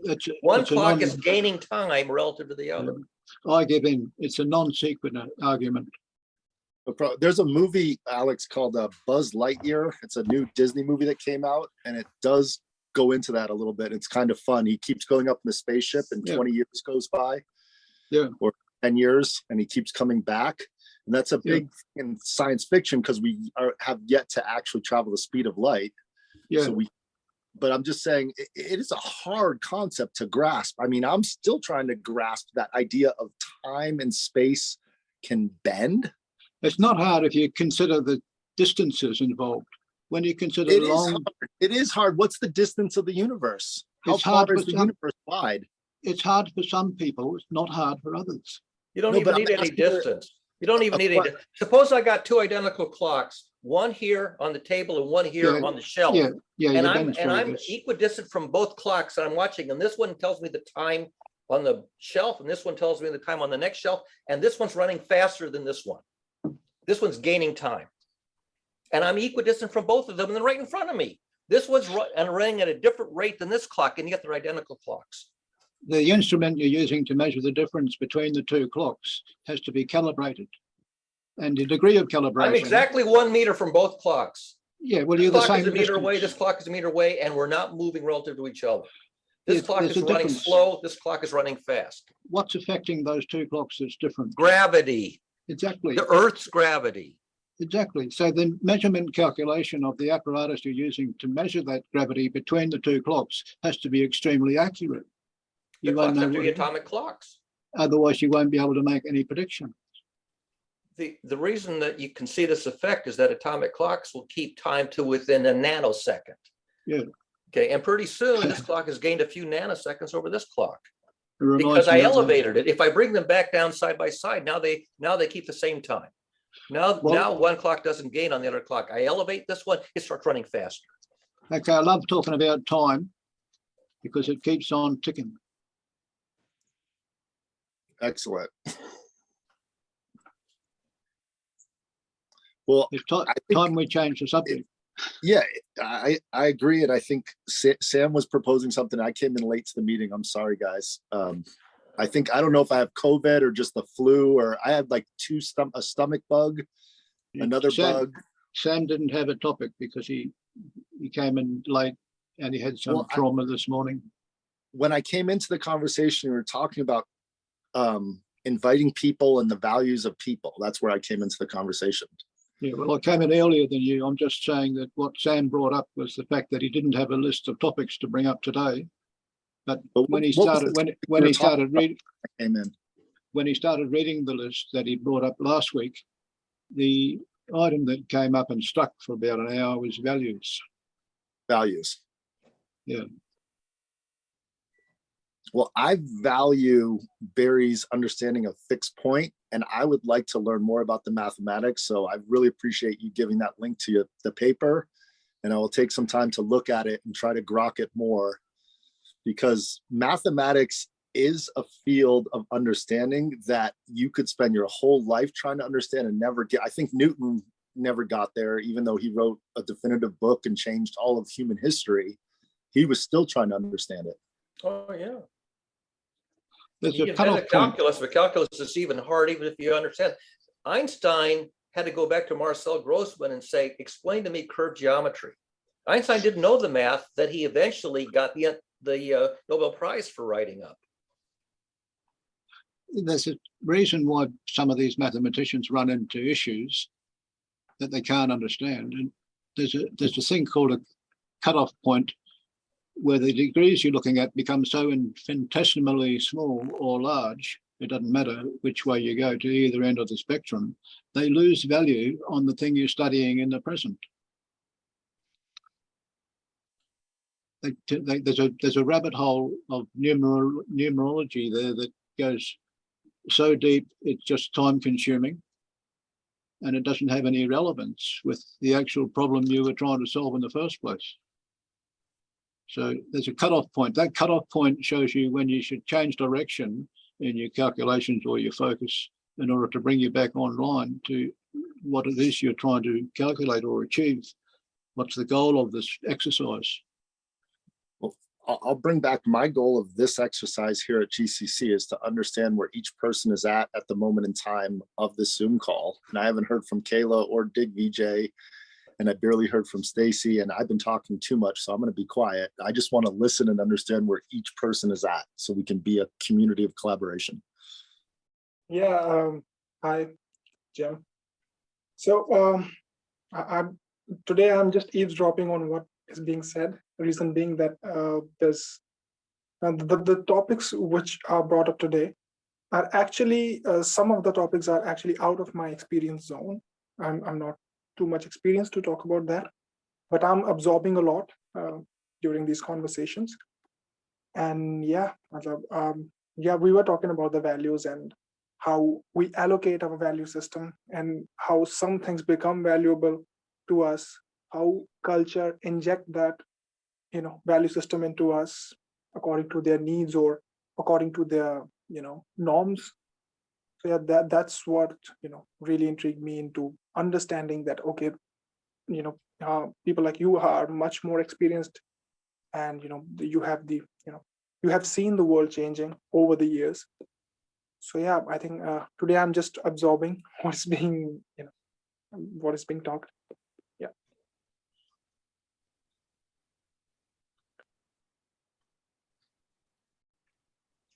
Kayla? Good morning. I Morning. think Deej just said it for me. I too am observing.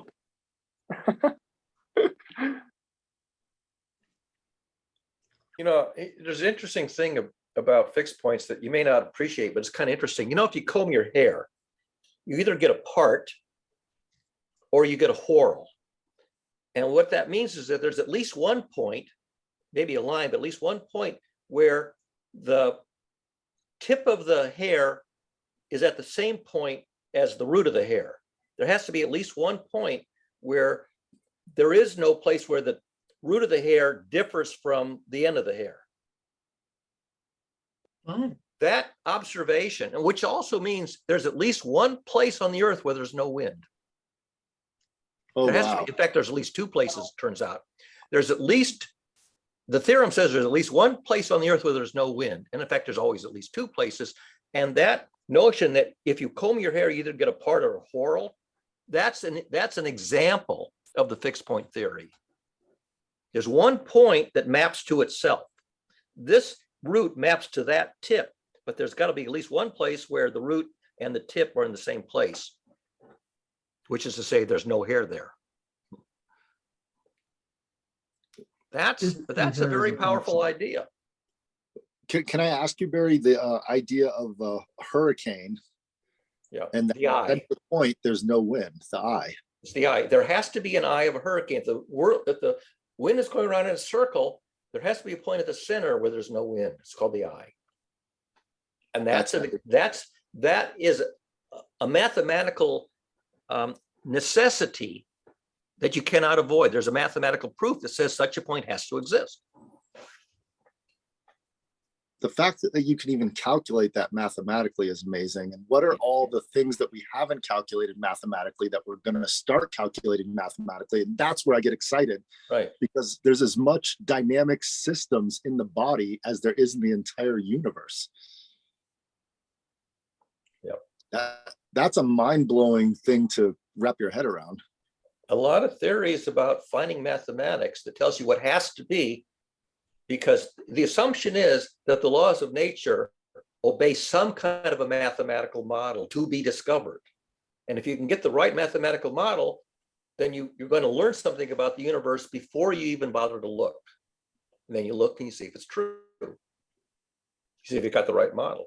But most people don't think in terms of mathematical models of reality. That's what systems thinking, engineering, math, science, chemistry, biology are all about. Find the laws of nature that necessarily must be. Do you think there's other models outside of mathematics, Barry? Say again? Do you think there's other models outside of mathematics that we can use to discover the pathway, the flow of the universe that's not broken into segmentation or mathematics? Well, the point is if there is a relationship to be discovered, then there's a language to express it. And the language to express it most commonly adopted is the language of mathematics. If there is a relationship, there is a mathematical way to express it. Now, you don't have to use that. You can do it by waving your hands. But the thing is that the mathematics is the way that we confirm that we've captured the relationship accurately, precisely, because you can compute predictions. If I make hand waving things, I can't really compute predictions. Test it.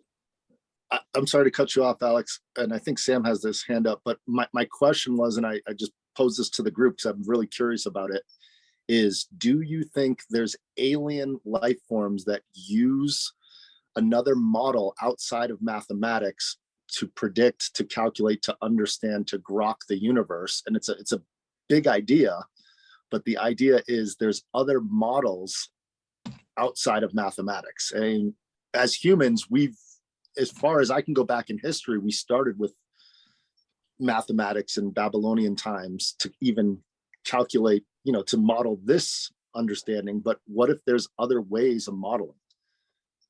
Well, neural networks can model things. And the thing about a neural network is there is a mathematical model in the neural network. Can you read it out? Yeah, I was gonna say, why wouldn't aliens use math? Like maybe they don't call it math, but there would still be math to, I would think that there would still be math to Maybe explain. they find reductionism of numbers, or just of separating things into numbers, arbitrary and benign. Like we did that back when we were unevolved creatures, but we evolved past the model of mathematics to another model. No, and I hear what you're saying, but again, like even like I think to me, and maybe I'm wrong, but it's the same as like when I'll say like I can answer a question, but I don't know how I did the math, but I still did the math. I just didn't realize I was using math, or that math could be used to describe how my thought process went. Yeah, If you were an alien and you wanted to buy a vehicle for your family, how many seats do you want in your vehicle? Well, how many people are in your family? There's a number. I need okay, a but two-seater, I need a here's my four-seater. big idea, Barry. Imagine a world where there isn't separation, where I am my mom, I am my kid, I'm all of them, and I don't even exist in space-time, in matter, the way that we exist. So therefore, mathematics would be dysfunctional in that alien world. This So is just a thought. no matter and no energy? The energy itself is separate from anything we could ever imagine, because we understand energy through mathematical models. Yeah. Well, I mean, it could be dark matter. We don't know what dark matter is. We know it has gravity, but it doesn't interact with light. It doesn't send out or emit photons or radio waves or anything like that. So we know there's something called dark matter. It has inertial mass and gravity, but it doesn't interact with light. We don't know what it is. We call them axions. That was one made up name for what dark matter is. And there's a mathematical model for an axion, but we don't know if it's correct, because we don't know how to interact with it. Can there be alien life that's made out of axions? Well, maybe, but we have no concept of how that works. How does it interact? It only interacts by gravity, as far as we know. That's what I'm saying. Like, I watched a video. I don't want to, if people have their hand up, I'm going to be quiet. If you have something to say, Sam or Alex, I'll go back to it. But I'm just posing that question because I saw a video under the sea with no light, 2 miles deep. And the creatures that were under there were reacting to the light of the device that was submerged. But what's going on down there, we have no idea. We're just barely learning. Yeah. So.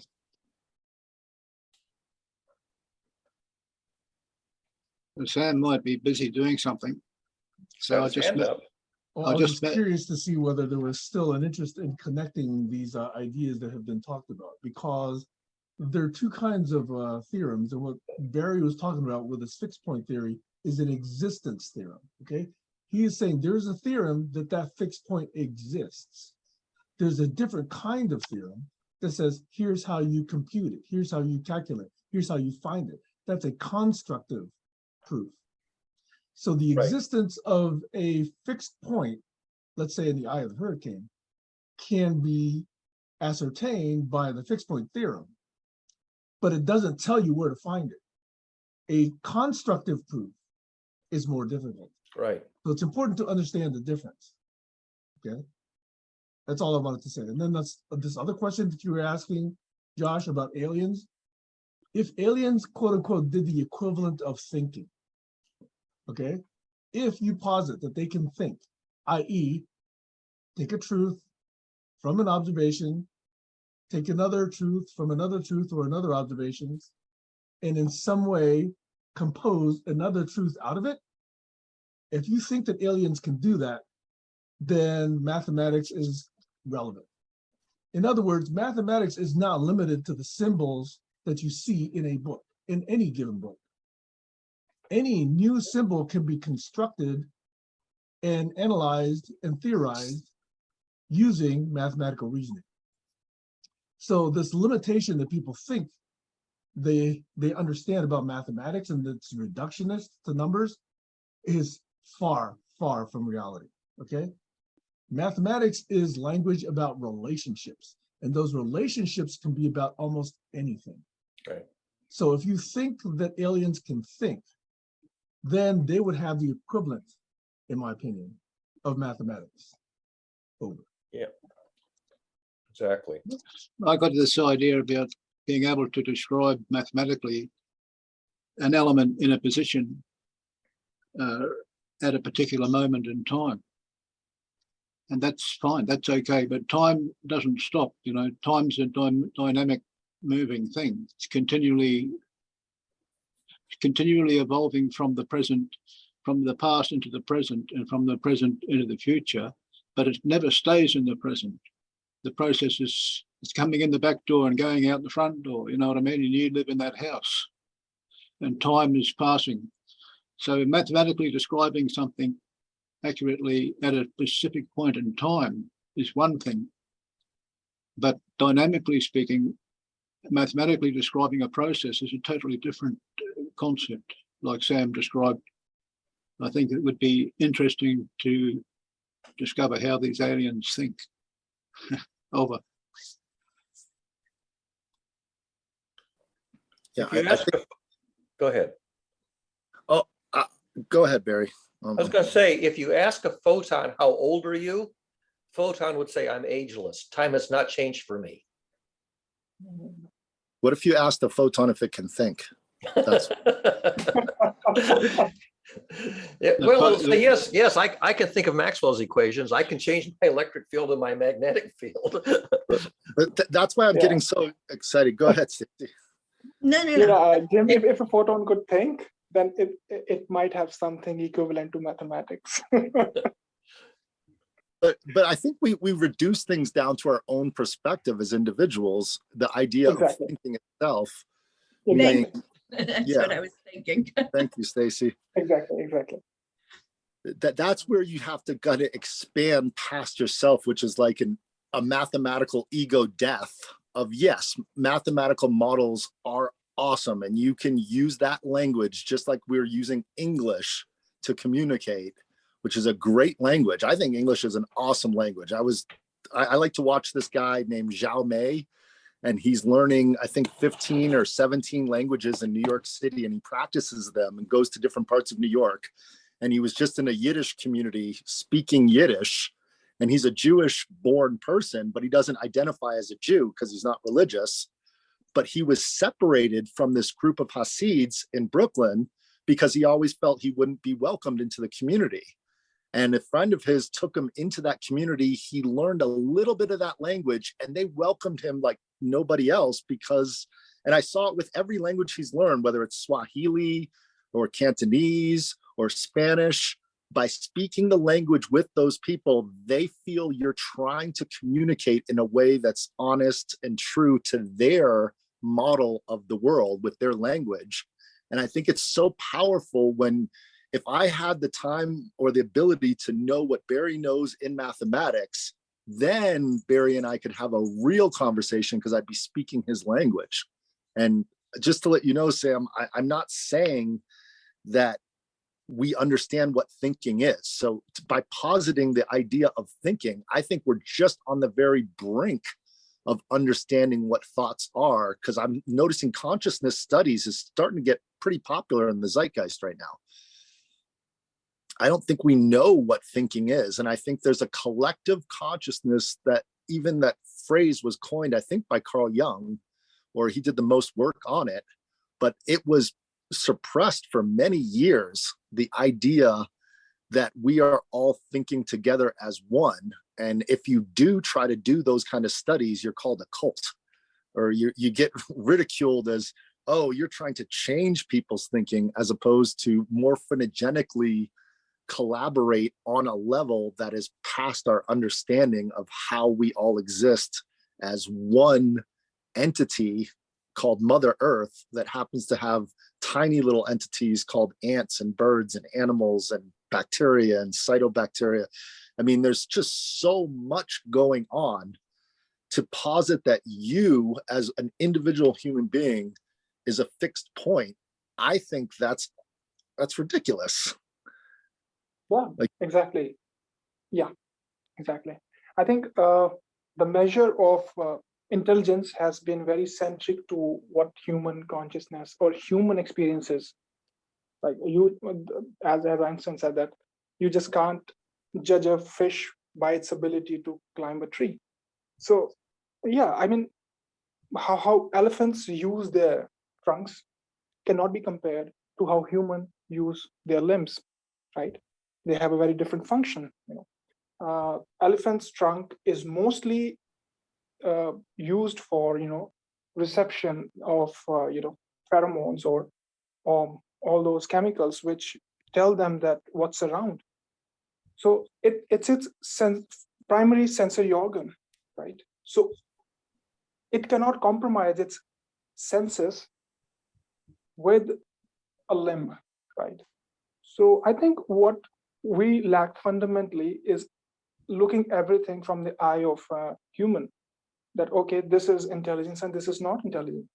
Like there are animals who can shape shift, change the color of the skin, and or they have the ability to hide themselves or camouflage, or there are and there are migratory songbirds who can travel across the continents. So where we keep those intelligences, right? Just because they don't fit into our model of intelligence doesn't mean that that's not intelligence. So I think our horizon of measurement of intelligence has to expand for that, because that's where the real understanding is. Because every language has its own bias, and every language promotes certain emotions more vividly than the other emotions, right? And yeah, to understand what, and if we can convert that thing mathematically, then that would be an eureka moment, because now you get it, like what's actually going on, because mathematical models are much more sophisticated than our linguistic linguistic models.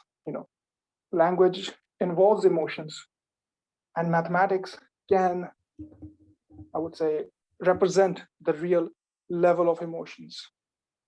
Yeah. Okay, I'm just gonna say goodbye. It's past the top of the hour. See you next week. Thanks, Stacy. Thank you, everybody. Yeah, I'm gonna ponder what you said, Digvijay, because that's sort of leading to my question of the model, because mathematics takes out a lot of the squishiness, if you will. It's a lot easier to comprehend because you're not using that language model. Yeah. So there's not a human aspect of it. There's just how would you define what mathematics is, Barry? It's a language for expressing relationships, according to Sam's father. And I don't disagree with that. I think it's a very good definition. A language for expressing relationships with great precision.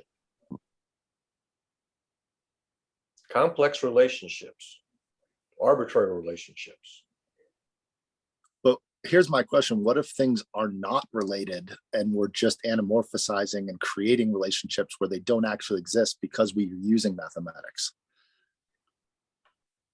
Ask that question again, because I didn't quite get that. Sure. It made sense. What if we're only able to calculate with our human computer brain relationships that don't actually exist, but we're modeling an existent relationship because we're creating that's not actually there? You mean imagining a relationship that's a fantasy? There's two things that you can do if you're an engineer. One is that you can understand relationships to create a device that can do something that never existed before. You can create something that never existed. That, for example, an automobile, it can have a relationship with the ground, that is, it can move, and it never existed before we envisioned it. On the other hand, you can imagine an imaginary device, like a time travel device, which is imaginable but doesn't exist and can't exist, because Engineering is about building things that can exist, which haven't yet, versus imagining things that could exist, but they're only science fiction and they'll never exist because they're totally imaginary. Yes, you can imagine things that are not reducible to practice, and you can imagine things which are engineeringly reducible to reality that can be invented. You can do both. Yeah, I guess where my brain starts to go is if the belief is there, you can change reality. And that sounds very squishy and just wrong. Like, that's not even possible. Come on, Josh, you're crazy. That's why if you try to patent an idea, you have to show that you can reduce it to practice. So if you try to patent a perpetual motion machine or cold fusion cell, you can't get a patent because it's only a belief that hasn't been demonstrated. And then some people will say, well, if you look at the mathematics for this possible relationship, the math doesn't work. The math fails. And I look at the people who, for example, who try to do cold fusion, and I can spot the error in their math. They made a sophomoric, but they made a blunder in their math that's just gobsmacking, because a sophomore in electrical engineering would see, there's your error in your math. You've imagined a mathematical relationship that's incorrect. Mm-hmm. And I actually pointed out, I said, here's the error in your math. It's an error in sophomore electrical engineering. Yeah. And what I'm trying to say is, because of your understanding of math, you're able to do that. Yeah. And without that understanding or that model, you couldn't speak that language of mathematics, thus proving right or wrong or proving how things go. Right. But if you took out the language of mathematics, what kind of a world would we have? I guess that's more, let's posit that question before I go to the You alien. have a non-technological world, because we couldn't invent computers and automobiles and airplanes and telephones and motion picture, and you couldn't invent all this stuff because you wouldn't know how to invent it to make it work. It'd be very hit or miss. We'd be more, right? It'd be like inventing a new species of plant or animal. You know, we haven't figured out really how to intentionally invent a new species. We have some ideas, but you have to understand genetics if you're going to try to do that. But we can apply the mathematics of science and technology and engineering to invent something that actually is useful. A little mouse, okay, or a microphone, okay, that actually does what you want it to do, and you can reduce it to practice. It really works. Alexander Graham Bell made a real telephone. It really worked. Yeah, I just posit, like, I mean, go all the way back to the cyanobacteria before it was producing oxygen. Right. Like that's what I mean when I say thinking without, was the cyanobacteria concerned about mathematics? It was exploiting possible relationships between, here's an incoming photon. Uh-huh. Is there anything I can do with it? Well, it does ask itself the question, is there anything I can do with it? It just happens that the photon has the power to affect a molecule. And if the way that affected the molecule made something happen that wouldn't have happened otherwise, then it's going to keep on happening. And so it's sort of that's what evolution is about. Evolution is about things happening because it's possible to happen. If you didn't have the photons coming from the sun, you wouldn't have any cyanobacteria, because even though chemically it's possible, you don't have the ingredients. If you have all the ingredients, sometimes they'll come together in a way that makes something novel. But that's a billions of science experiments happening all at once. Right. Over billions of years. Exactly. That's why it took 4.5 billion years for our species to emerge. It's amazing. I don't want to go any further into it other than we're continuing to emerge. So the possibilities are endless. And I like to lead, that's the world I live in, which a lot of people think I'm insane. But I do believe that if it takes billions of years to evolve to this, fast forward another 4 billion years. How long would it take for our species to evolve to where everybody is a crack mathematician? And what if there's billions and billions of species of planets out there that have already evolved over billions of years and are already out there in a morphinogenic field that is the universe with a bioelectric energy? I mean, we don't know. That's what it's, to me, leaving it as a mystery. For all we know, there are intelligent life out there that's orders of magnitude smarter than us, that the kind of math that we spend centuries developing, they've got in 5 minutes. Why not? Yeah. Yeah, if our scientists never made an error, then we wouldn't need the science. We wouldn't need any experimentation either, because everything would be resolved immediately. So the fact that we have science as an experimentation means we're learning and we're evolving, and the progress is continuing continually. It doesn't stop. Yeah. I And guess we are at this point now in history where we are due to the experimentation and the research that's been going on. So Joshua's getting to the point there. Yeah, thank you, Alex, because I'm just trying to honor the first scientists were these bacteria billions of years ago. And the fact that they did all these little experiments, whether they knew they were doing it or they thought they were doing it, but it was happening. Whether any way you define it, it was happening, all these experiments, and it created an amazing thing called a human being. And it also created amazing things called life that are out there. And I just think the idea of a seed having the potential of life, but it's sitting, it looks to us that it's dormant, but with the right conditions, it grows. Yeah. And I think that's, to me, the earth, it could just be a seed that has potential, but it has to smash into another planet and break apart, and then it grows into another unit. It's just, sorry, I'm going very abstract. The rose. I mean, consider, we knew that there was genetic material in the cell. We could see that there's these big gas molecules. In 1950, nobody knew how those molecules were configured. In the 1950s, using X-ray crystallography and a lot of mathematics, they finally figured out this is a double helix with the ribosome backbone and these base pairs connecting across them. That figuring out the architecture of DNA was a huge breakthrough, even though we knew that there was this chunk of stuff that was if you took it away, you didn't get the cell died, didn't reproduce. You knew that this was there for reproduction. You didn't know how it worked. Mm-hmm. And it took, it was Nobel Prize winning research to figure out what is this molecule that we call deoxyribonucleic acid, and how does it encode the information to reproduce. That was a huge, huge breakthrough. For 4.5 billion years, there was no species on this planet who understood how it worked, even though it existed. Well, there could have been. We don't know. We can't go back 50,000 years in time and know. So we don't know if they could have. We could be going in cycles, is what I'm saying. It's possible that there was an intelligent species that had nuclear war and killed itself. I don't know. I mean, yes, species do go extinct. Maybe intelligent species went extinct, and then they discovered a plant in Australia, and the flowers bloom, and the flowers look like hummingbirds in flight. And the connection between the flower and the stem of this plant looks like a hummingbird beak. So it looks like all these hummingbirds are sucking on this plant, but they're actually not hummingbirds. They're flowers that the plant produced. So if you Google that, you'll find them. And some other plants on the gardening site with roses with multicolored petals, like rainbow. I couldn't believe that. I thought that's Photoshop, for sure.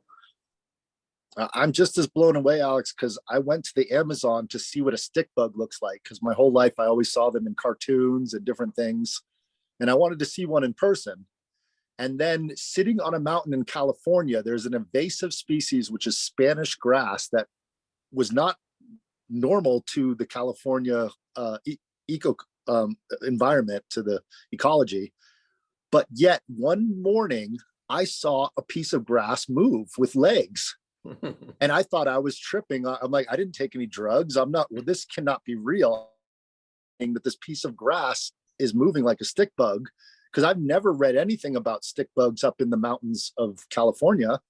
And yet I have a video of the stick bug that is imitating the Spanish grass that's non-native. So how the fuck did that little bug evolve if the grass only got there in the 1800s?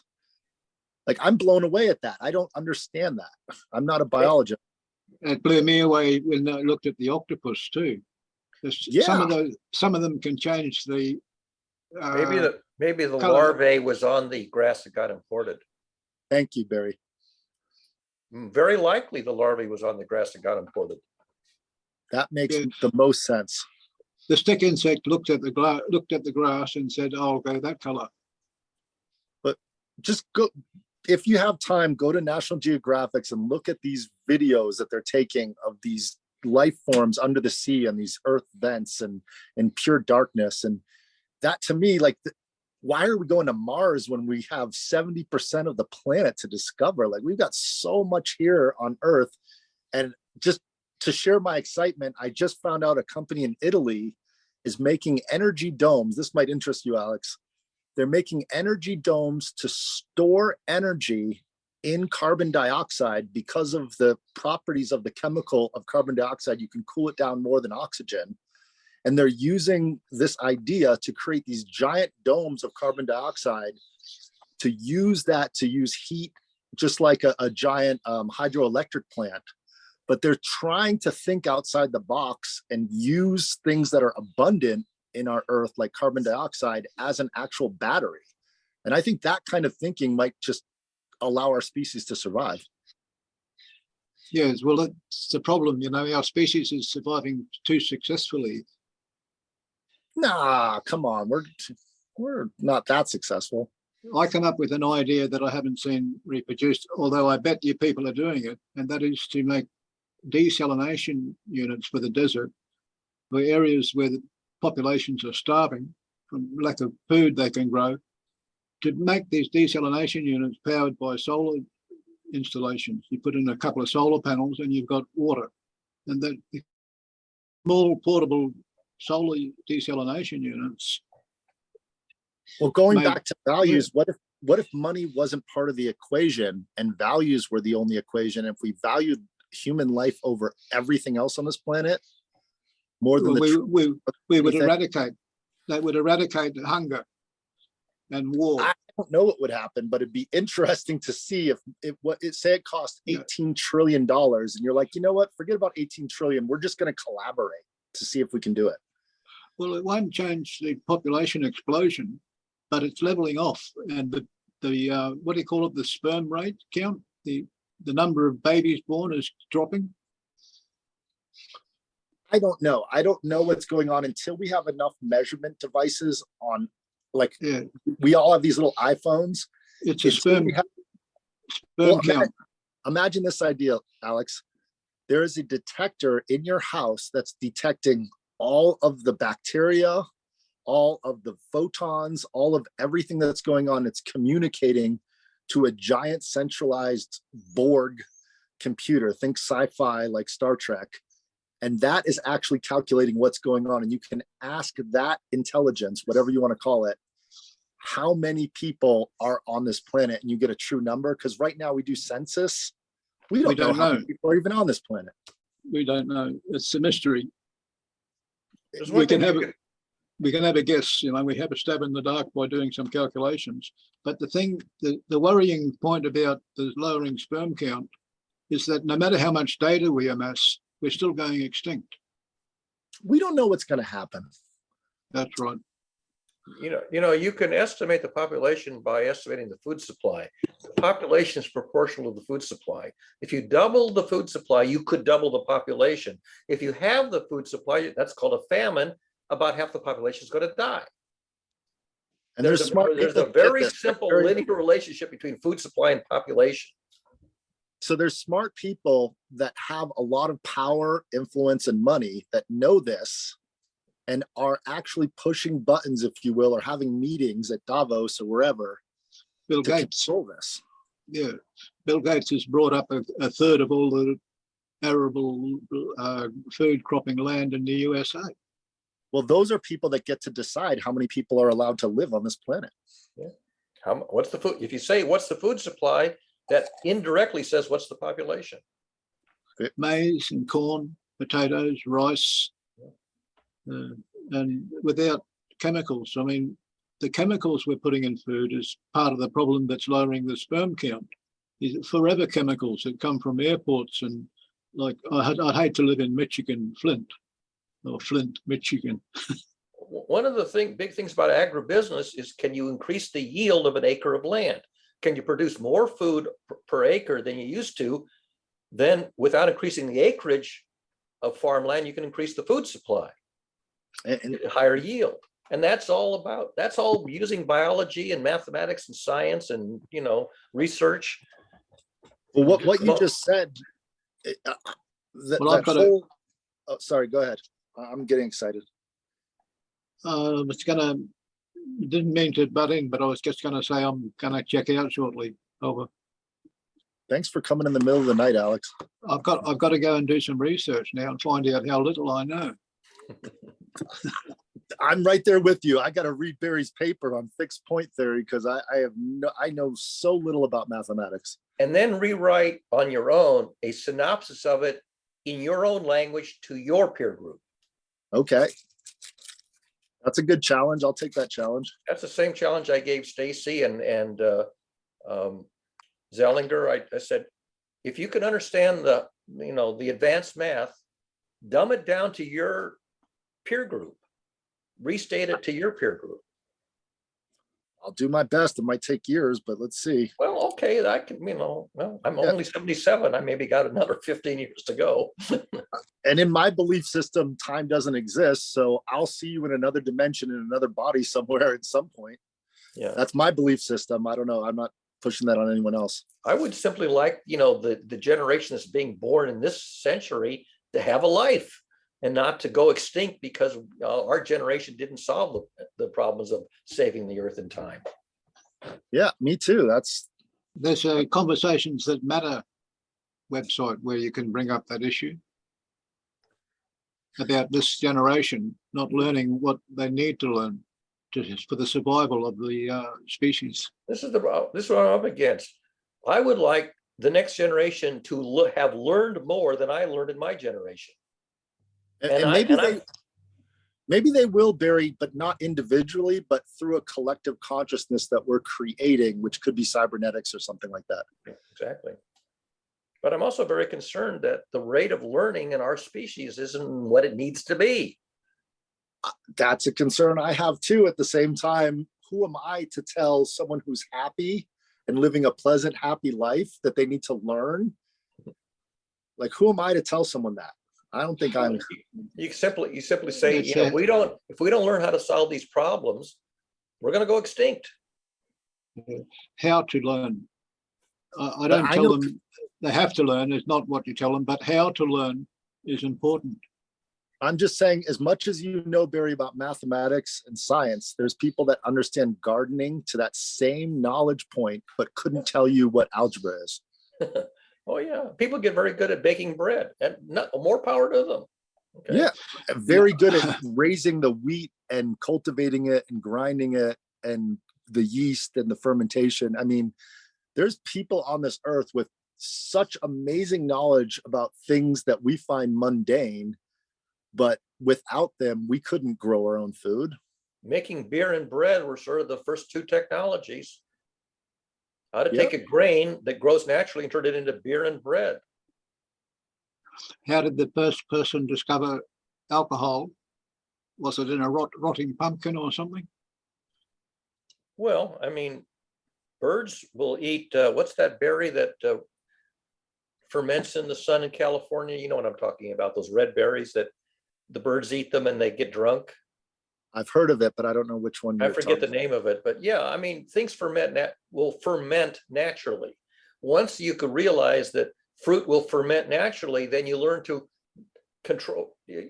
employ the fermentation process and enhance it. Yeast and sugar. Well, there's if you ever want to check it out, Alex, there's a great documentary. It's by Michael Pollan. It's on Netflix and it's in 4 parts: earth, water, fire, air. And one of them in the fire aspect, I think it's in fire, is the heat and the way that the fermentation process is actually cooking, but it's nature's cooking, if you will. Yes. So yeah.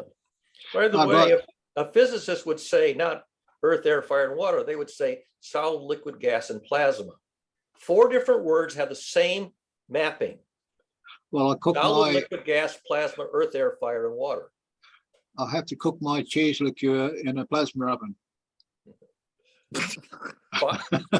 A flame is plasma. Thank you, Alex. You made me laugh so hard. I think I coughed out my sickness.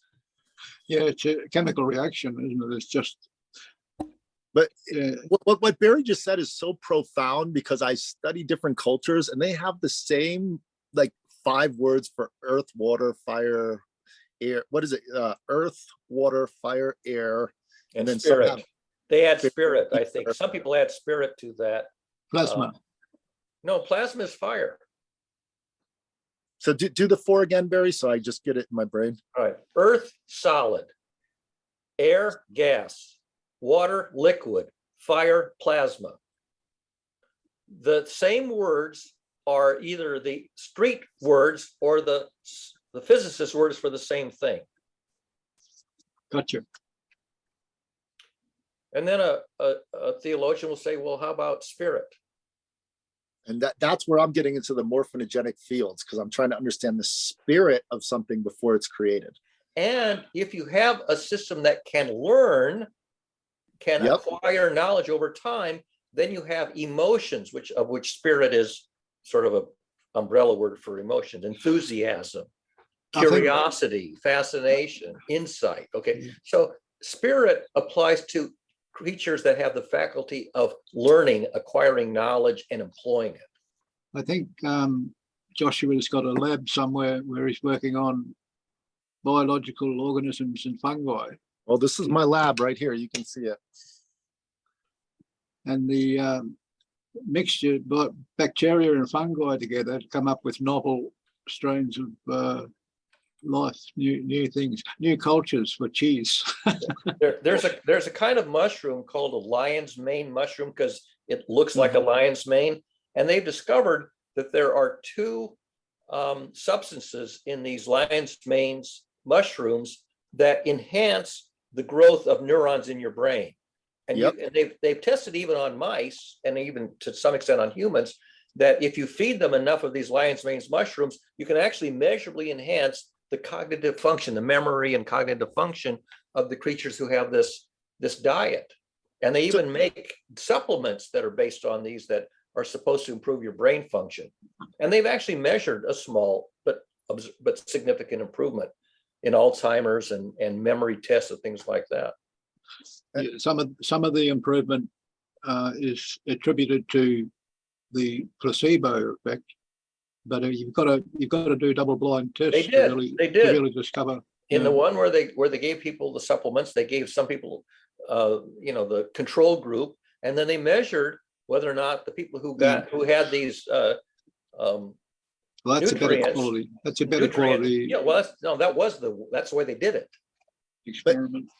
So if you go back to ancient times before all these technologies, before we knew penicillin, before we knew how to turn signals of the brain off and on and all this Western medicine, there is something to be said to the relationship. And I'd love to find out the mathematical relationships of the bacteria and the mycelium and the cytoplasm and everything that creates the natural world. Yeah. And our separation from that, in my own opinion, we're just looping back around to understand that connection. And I think it's a cycle that goes constantly through civilizations.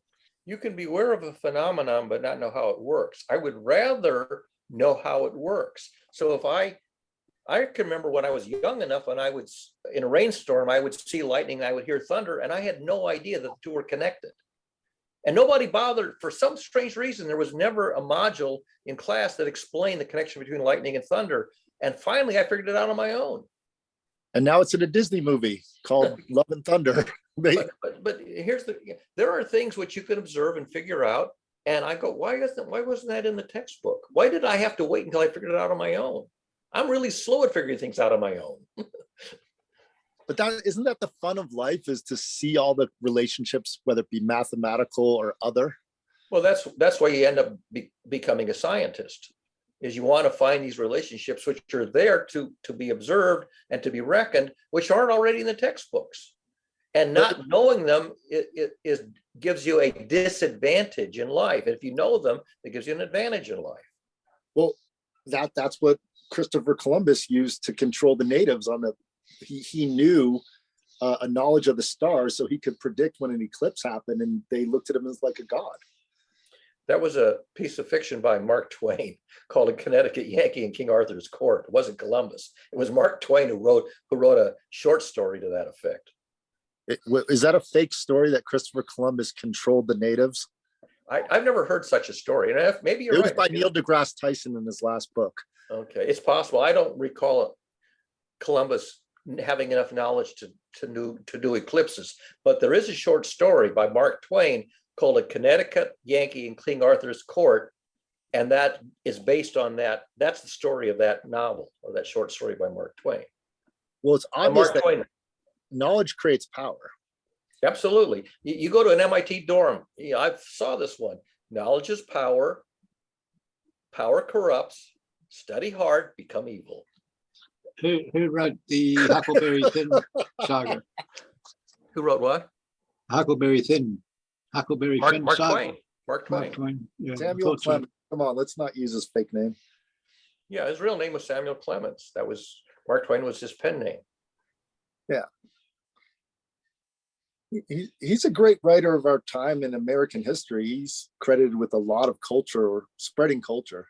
He had a lot of insight, but he was able to map his technical insight into narrative stories that were entertaining to read. And you might read his stories, and 10 years later, you figure out, the deep insight that's buried into them.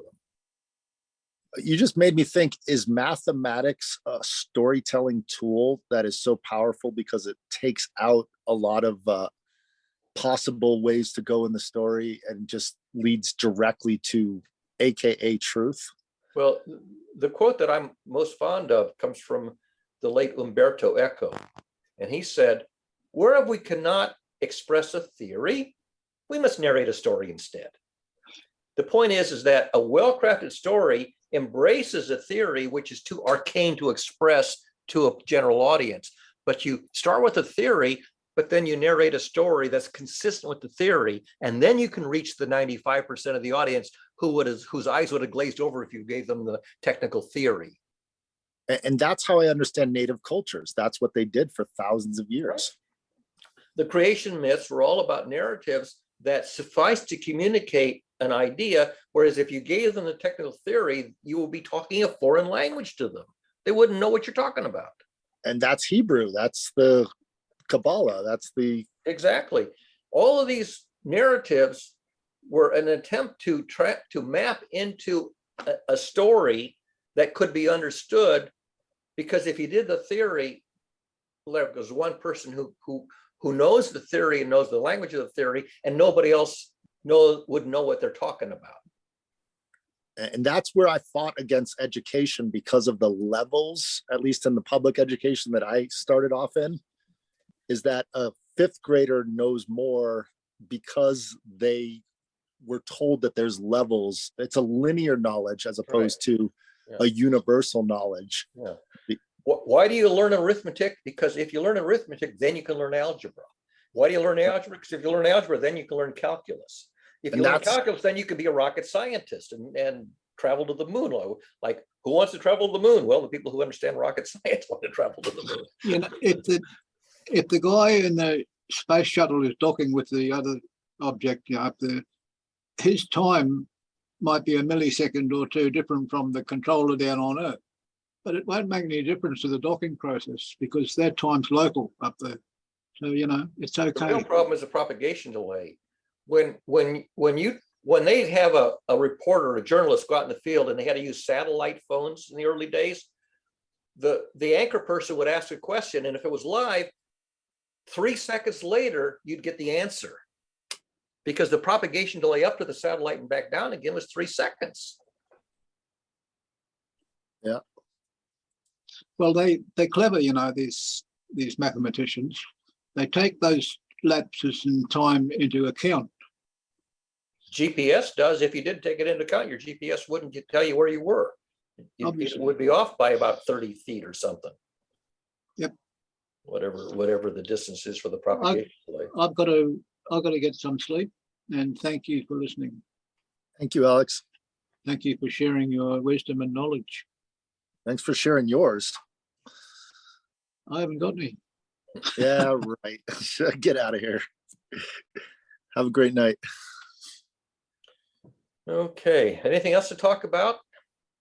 Well, Barry, I am still trying to grok Michael Levine's work from Tufts University. And I just remembered after watching a podcast with him speaking, and then now I've found quite a few, that he was the one interviewed by the founder of TED Talks. Oh, does he have a TED Talk? Does Michael Levine have a TED Talk? He does have a TED Talk. All right, because I know that there's a guy, and I don't always remember names, so I don't know if Michael Levine is the one that I recall reading about 4 or 5 years ago. But it's possible it's the same person. It's also possible you're talking about a different person. So, Well, the key word is gap junctions. yeah, that doesn't ring a bell. I don't necessarily remember these jargon terms.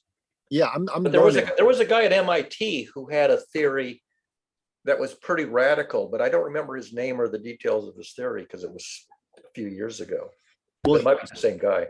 yeah, he had a mentor, a guy that understood the gap junctions of cells, and he was writing a book on it, and he passed away before the book was released, but it was called Gap Junctions in Consciousness, and it was never released. And Oh, I okay. that Yeah. could be the same person. I don't know, but Yeah, I don't know about that book. If it was never published, I certainly never even heard of it and certainly don't know what's in it.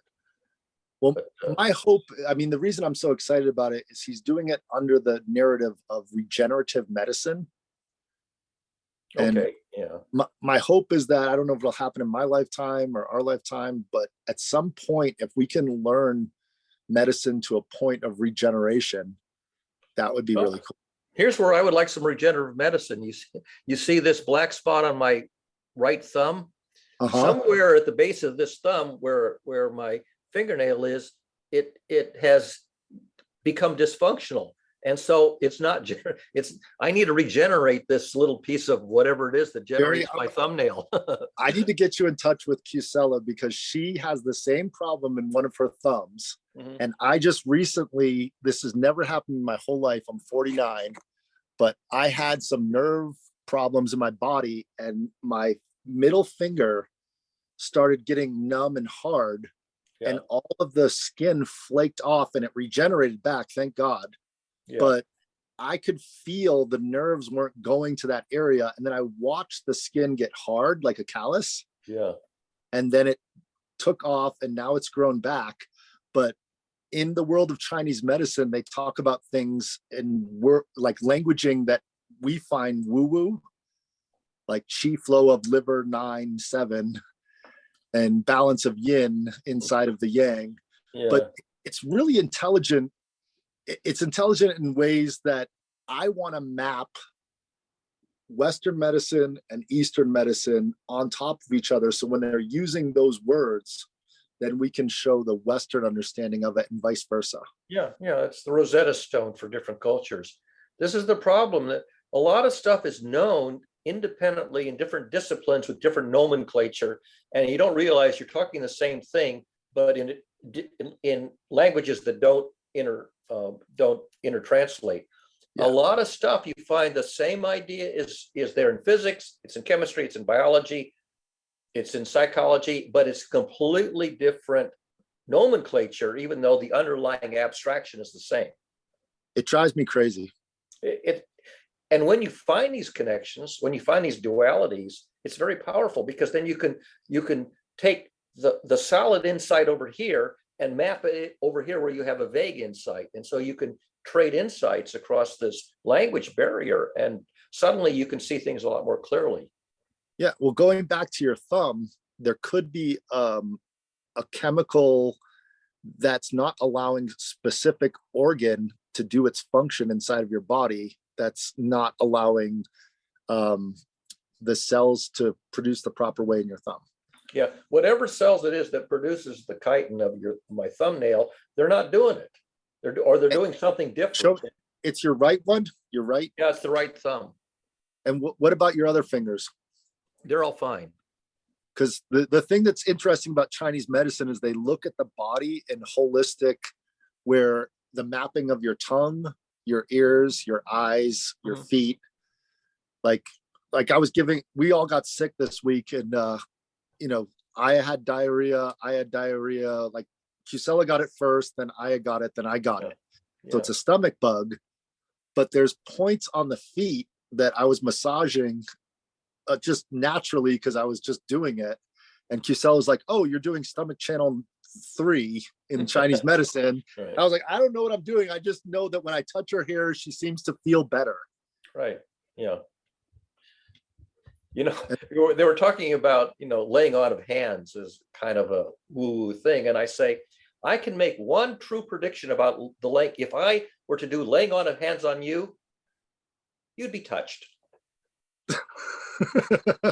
But for real though, there are nerves all throughout the body.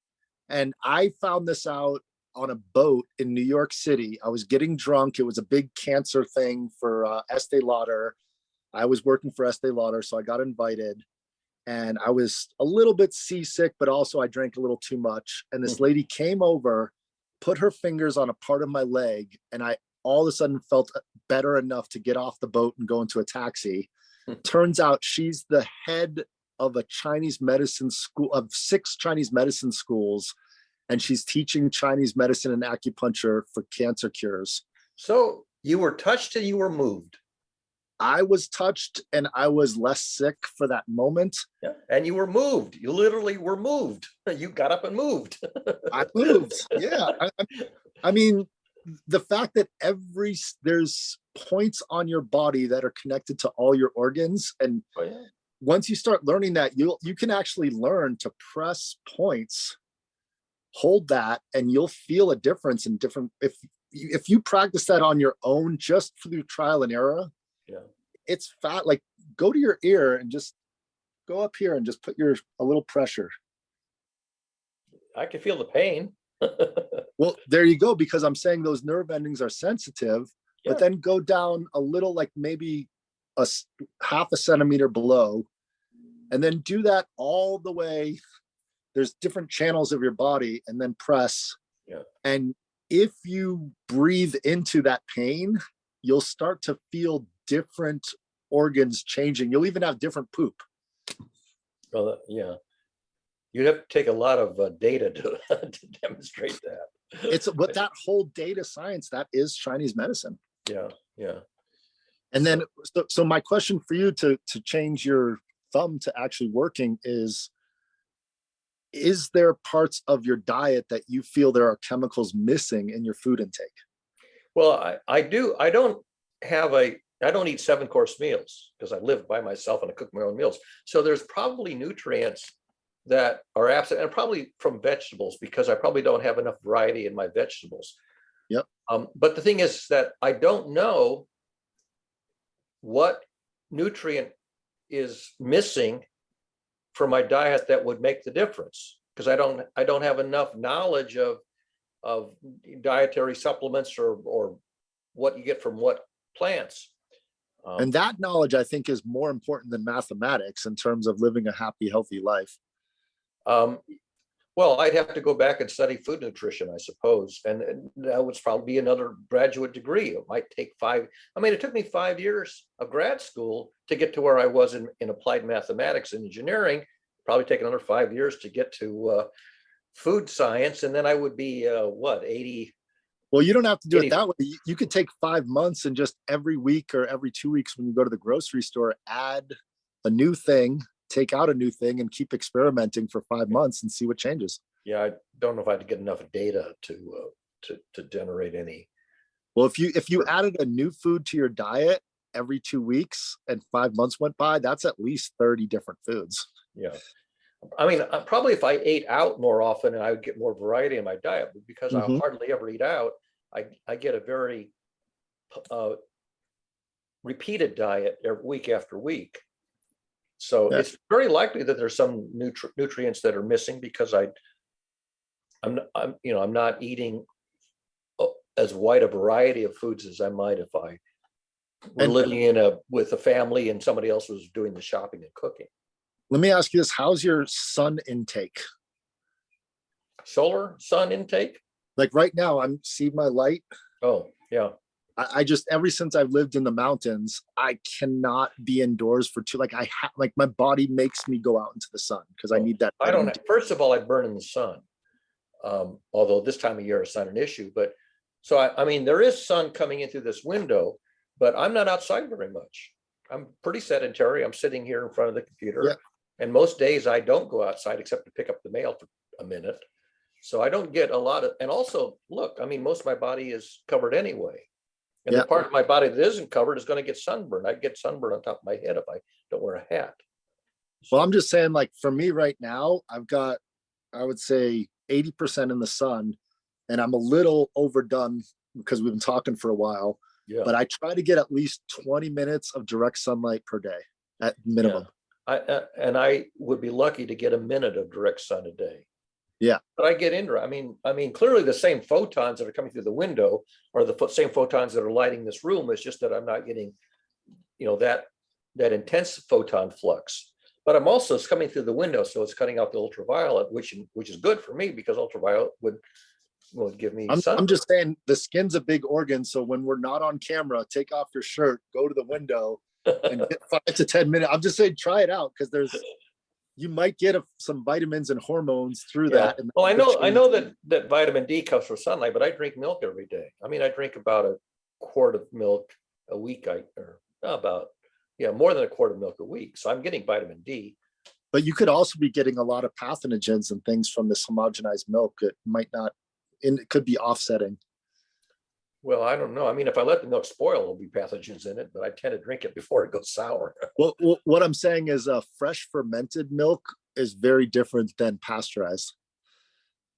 Oh yeah, fresh fermented milk is called cheese or yogurt. I used to make yogurt. I mean, I used to do homemade yogurt. And yes, milk will curdle and turn into either stuff that you wouldn't want to eat, or if you do it right, it'll turn into yogurt or cheese. And I don't eat much cheese because the main thing is that I can digest whole milk because I have it, I put milk in my coffee. There are people who stop drinking milk and then they can't digest whole milk and they have to eat cheese. Yeah, there's certain enzymes that your body creates. The milk sugar, which is lactose, is digested by lactase, the enzyme. And if you don't ingest lactose, your body stops making lactase, and eventually you can't make lactase anymore. Because the cells that make it basically go away. But then there's also sauerkraut fermentation that creates a bacteria called lactobacillus. Yeah, and I don't eat sauerkraut. Yeah, I mean, but I eat cabbage. I eat fresh cabbage, but I don't eat fermented cabbage. But when you talk the mathematics of food science, if you look at the older cultures and the different ways of mixing and matching chemicals and nutrients, it's to me, the one that makes my body the healthiest that I personally love is Korean food. Yeah, I will eat ethnic food. I don't particularly like Indian food. I'll eat it, but it's not my favorite. But Chinese food, Japanese food.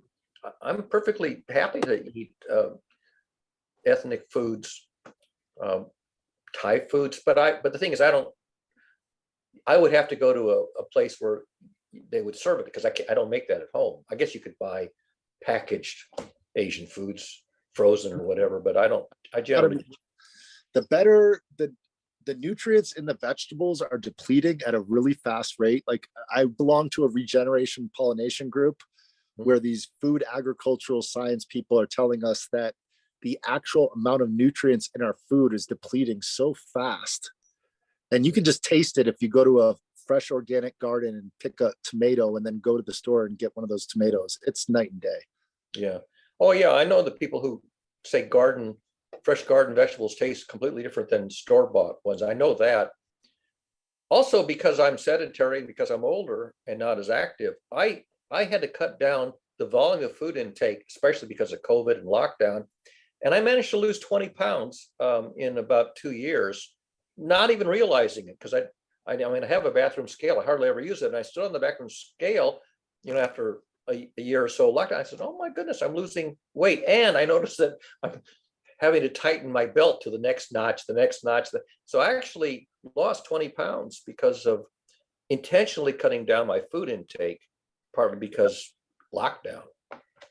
Yeah, my partner for the Microbiome Learning Center, she's a nurse, but she went a different direction than I did, where she's helping people after they've taken antibiotics to regrow the bacteria inside of their stomach. Yeah. And that the science of prebiotics and probiotics. Yeah. A lot of people forget after they've taken their antibiotics to be But I don't take antibiotics. I mean, if I get a seasonal cold, I'll just, live through it. I won't take any cold medicine. I mean, I might take cough medicine if I have a cough, but I hardly take anything. I mean, I take sugar, I'll take chocolate, I'll take aspirin if I have a headache, which is not very often, but I don't take any medicines. Yeah. Well, I don't take any antibiotics. The main thing I want to communicate to the world is that all the medicines are in your body themselves. So you've learned your body over your lifetime. So you know what works for you. And you know the signals of what your cravings are. Yeah. So, I eat when I'm hungry and I stop eating when I'm not hungry, and I graze. Have you been craving any specific foods lately since your thumb has been going numb? Oh, I've had this for years. How many years? 6, 7, 8 years. Okay. I don't remember when it started, but I've had it for years. Easily. I'm maybe 10 years. I don't know. I don't actually know when it started, but if you think back, was there a diet you had 10 years ago that you have thus changed to now, that your foods that you used to eat back then that you don't eat now? not really. I mean, I've gradually cut down on meats. I mean, I cut down to red meats first, and now a lot of times you go to the grocery store and you can't even buy chicken because they're out of it. Or, I went in the other day to buy a couple of items that were on special, and they were out of them. Yeah. So I've cut back on animal meats gradually over 20 some years. But on the other hand, I'll eat hummus, and I'll still eat eggs. Once a week, I'll maybe eat an egg. Peanut butter. I was in a conversation with meat packers and people that are cattle, they provide the meat. And there's a lot of different ways that the meat is curated. It's really fascinating at different temperatures and what it does to the chemical properties of the meat. Oh yeah, yeah. I mean, I used to buy seafood. Seafood got to be so bloody expensive that I stopped buying seafood, except for canned tuna. Yeah. So yeah, I've cut back on a lot of food varieties simply because it became ridiculously expensive or unavailable, or too difficult to prepare, too much work to prepare. Yeah. So me too. I'm looking at my diet, and I go through different phases of foods that are just convenient versus foods that are, I try to listen to my body. If I'm craving something, I try to hey, let me get some kale in my diet. I don't eat enough kale. yeah. Yeah. So whenever I have a chance, if I'm eating someplace other than my own kitchen, I'll try to eat something I wouldn't normally be eating, some dish that takes a little bit more skill to make, and it's not normally part of my diet. So if I go to a restaurant, I almost always order salmon if it's on the menu, for example. Yeah. Well, I'm going to keep researching on how the body actually sends signals. And I do believe that, there was a guy, I think it was John Sears or Bob Sears. He's a famous nutritionist from the 70s. And what he would say is be aware of the sticky foods, the things that are sticky, the ketchups, the oils, the canola oils, and those things that block the receptors of the body to produce the chemicals that give you nutrition. Yeah. I mean, it's certainly, you're right. I mean, I could spend a lot more time studying food nutrition and probably adjust my diet, to be a more balanced diet. If you want. But I'm not undernourished. Yeah. I mean, if you feel that your body's functioning the way it wants to, and that thing on your thumb doesn't bother you and you're good. Well, it's not painful or anything. It's just it's a discoloration, but it's not painful or anything. I just find it fascinating. Why is the other thumb that way? No, the other thumb is fine. Isn't that amazing? It's just this one thumb. Something happened, to whatever the cells are that generate the collagen of the thumbnail that are just generating a discolored thumbnail. I don't know why it's doing it. Probably something happened to the cells that there's clearly a line of cells that produces your fingernails. Yeah. And whatever that line of cells is, something, they mutated it. I don't know what the hell. Probably they mutated. Yeah, I'll look at it. I'm gonna look at that. I'm trying. I've never had the skin on one finger go. I could feel it go. I could feel the nerves go numb to that finger. Well, that happened. I mean, when I was in high school, I cut a nerve. I think it's in this thumb. Now I used to be able to see the scar. No, I know it's on this one. I can still see the scar. And this thumb used to be quite numb, but gradually over decades, this thumb no longer is numb like it used to be for 10 or 20 years after I gashed my thumb. Now these thumbs have roughly equal touch sensitivity. There's really no difference between them. All my fingers have roughly equal touch sensitivity, but this one for the longest time didn't. This one for the longest time was quite numb. Yeah. But the nerves regrew over 15, 20, 30 years. It's amazing. Yeah. Well, I'm gonna take some time.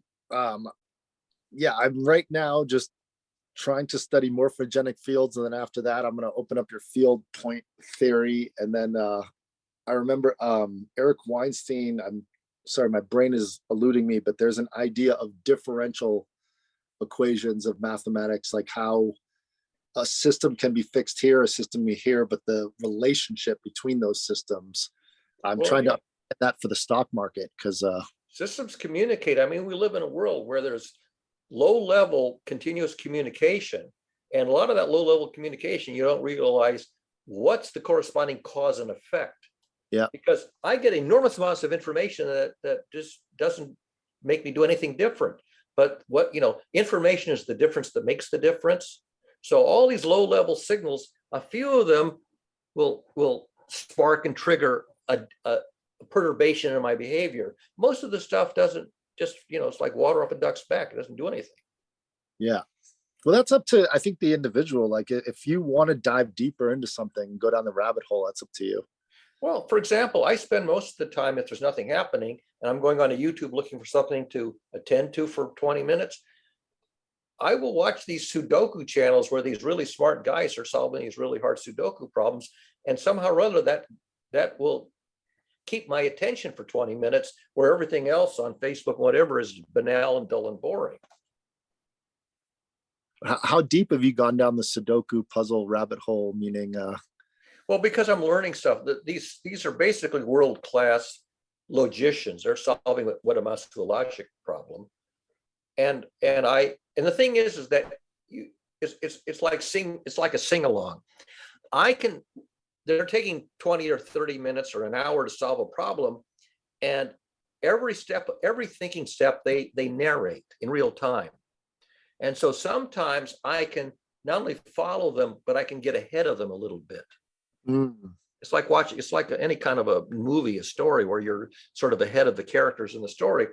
So where I can get ahead of them, which is a few times in an hour episode, I can actually talk to the computer and say, look at that cell, and then look at that's your next move. And in most episodes, I can see one or two times where I'm ahead of the expert. And most of the time I go, what the hell did you just figure out? Let me play that back again 3 or 4 times. Most of the time they're way ahead of me. Once in a while, I can see something that they don't see. And when they finally see it, they're embarrassed that it took them that long to see it, because they know that it's obvious. It was a glaring opportunity that they just didn't see. But that also tells you something about how you process information that's right in front of your face. Yeah, That it's how information is right in front of their face. How your neurons were firing that day versus how their neurons were firing that day. It's the thing is that they were looking at a broader array of possibilities, whereas those other things that they were looking at were just noise to me, and I wasn't looking at them. So I wasn't attending to what they were looking at for a subtle logic. And the only things that I could actually see was the elementary logic. And they weren't looking at the elementary logic because they were more interested in the subtle stuff. Yeah, I find ever since I got burned out of my place in the mountains, my brain doesn't function the way it used to, because there's just too much noise in everyday civilization. Right. And the whole thing about noise is there is information in noise, but if you can't pull the information out of it, then it's noise. If you can pull the information out of it, then it's signal. Signal, I mean, it's all data, but is there meaningful information you can extract? Otherwise, it's just noise. And so your noise could be my signal and vice versa. And that's what makes it interesting to watch people think their way through things, because where do they see signal where I see noise, and where do I see signal where they're simply not looking? Exactly. Because when they look, they do see it. They're just not looking at it. They're looking at something else, where they're trying to pull a signal out of something that's over my head. That's what I think meditation is learning to block things out, let things in, and that value of the signal has meaning, the signal is noise. Yeah. I'll tell you a funny thing. When they get stuck, and they typically get stuck, at different junctures. And one of the things that those of us who watch observe is that when they're kind of looking around and they're stuck, they'll leave the mouse sitting on a cell somewhere in the grid, which they're not attending to. And that's the cell where the action is. More often than not, when they get stuck, the thing is, look where your mouse is. Look where your mouse is. That's the next step right there. But they pause where they weren't looking. So subconsciously, they left the mouse sitting exactly where they should be looking. Do you guys have a Discord or an open audio channel while you're doing this to talk to each other? These are YouTube videos, which are most of the time they're recorded and uploaded. Once in a while, they'll do a live YouTube stream, in which case, yes, on YouTube and a live stream, you can comment. I almost never do, because the comment stream flows past so bloody fast because they're watching that, there's no chance. And in any event, they say no spoilers. So if they say no spoilers, then all the comments are just, what do you call it? Color commentary, right? It's not pointing out the solution. And so the answer is no, you don't. But in the regular YouTube, you can put the comments at the end of the YouTube video, which has already been uploaded. And then people will talk about where they did see something that the recorder didn't see, or whether they understood something. And once in a while, not very often, once in a while, I will put a comment. Now, I'm much more likely to put a comment into a science education video. So like last couple of weeks, they've been talking about the Nobel Prizes, and the one on quantum mechanics, which a lot of people don't understand because it's arcane. I will put a comment in there where I'm pointing out something that I say something. What are you? Were you opening your mic on purpose, Digvijay? Didn't know. No, actually, yeah, it just popped up. Oh, no problem. If you wanted to interject, let me know. Sorry to interrupt, Barry. So on these science education videos, especially on select, like if it was on cold fusion, if it was on the Bell test experiments, where I've done a lot of research, I will more likely put a comment in there that is a clarification of something that's poorly understood or poorly communicated. Because these things have persisted for so long, that's because there are too many competing interpretations that are missing the mark, and they're missing the mark because the math is sloppy, or there isn't any math, and that's what's missing is the mathematical insight. So yes, I will do that, and I'll get one of two responses. I'll get, that's a very good observation, and I'll get, that can't be right. People who don't know anything will be the ones who jump and say, that can't be right. Well, because they didn't think of it, so therefore it can't be. Well, because the thinking of it is really mathematical, and the mathematics is simply opaque. Well, that's what I'm fascinated at, these mathematical people that think in mathematics, but it's more of a musical language than a number language. Like, in other words, to me, music and mathematics are the same thing. I don't see them as separate. All right, let me give you an example.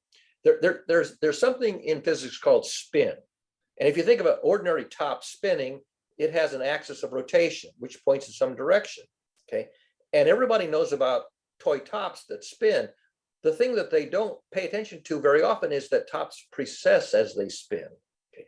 But when you talk about spin in quantum mechanics, it isn't just this kind of spin. but they think of the direction of the axis that's called the spin axis. They think of it as fixed. They don't even think of it as precessing. But suppose it's more like this. And Now, that's notice that what I talked about with the 369. notice that my left hand and right hand are mirror images, okay? Yep. And so I have a major axis that I'm pointing up and down most of the time, but at the same time, I'm going forward and backward and left and right, but those are minor perturbations. See, basically I'm doing this. Okay. No, But I got you. But I'm doing, okay, now, if I wanted to do it, not mirror symmetry, but anti-symmetry, which is really hard to do. No, I got you. That's what spin is in quantum mechanics. You've got two things that are spinning and they're mainly going up and down out of phase, but they're also have a front to back and side to side perturbation. And they're synchronized as long as the clock is the same. But as soon as they move apart, they start beating to a different drum because the timekeeping is local. So they will be coherent in the up down, but they will decohere in the phase of the perturbations. And as the farther they go apart, the more they decohere. And that's where the quantum mechanics says, let's just call it random. Let's call the perturbation random, but we can call this part correlated. And they don't realize that there's a part that's constant, which is the direction. There's a part that's correlated, which is the up and down. And then there's a part that decoheres, which is these perturbations around it. And that's why if you do the simple mathematics, you make the wrong prediction. And quantum mechanics says, never mind trying to keep these things worked out. We'll call this part random and we'll call this part correlated. Well, that's why they've been stuck for so many years. Exactly. And if you look at the math, you go, it's not that complicated. But the answer is, well, it's mathematical. And the mathematics isn't that complicated, but it's never presented. And what's going on in these MIT labs of string theory? Why are they not doing the math? Oh, in string theory, they are doing the math. Here's what, I mean, go back to thermodynamics. You have a container full of some gas at some temperature. And you say, okay, we know that these are just gas particles. They're molecules of some gas. And we know that they're moving around and banging off of each other. And so we know that every particle of gas that's just bouncing around in here has some random motion. And it has some average kinetic energy, average amount of energy of motion. And we don't know the instantaneous direction or amount for any one particle, but we know the average. So we call that average the temperature. What is the temperature? It's the mean kinetic energy. So on average, you have the statistic called the mean. And you also have a distribution around that. And that's thermodynamics. And that's already statistical. What we call pressure is the mean amount, is the mean momentum, right? The average momentum, but not the instantaneous. We have the average kinetic energy, which we call temperature. So you already have statistical mechanics, which is thermodynamics. They had statistical mechanics of thermodynamics in the second half of the 1800s, the steam engine and all that kind of stuff. They could do all that stuff. So when they tried to do this quantum mechanics, they are using the same statistics, the same math. But now you're trying to do it with this kind of instead of a bouncing, you're trying to do this kind of a statistics where they're timing to a different drum. That the timekeeping for the left hand is not, see, I have one brain, that's the clock. I'm the conductor.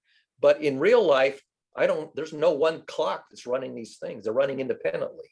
And so they're partly correlated and they're partly uncorrelated.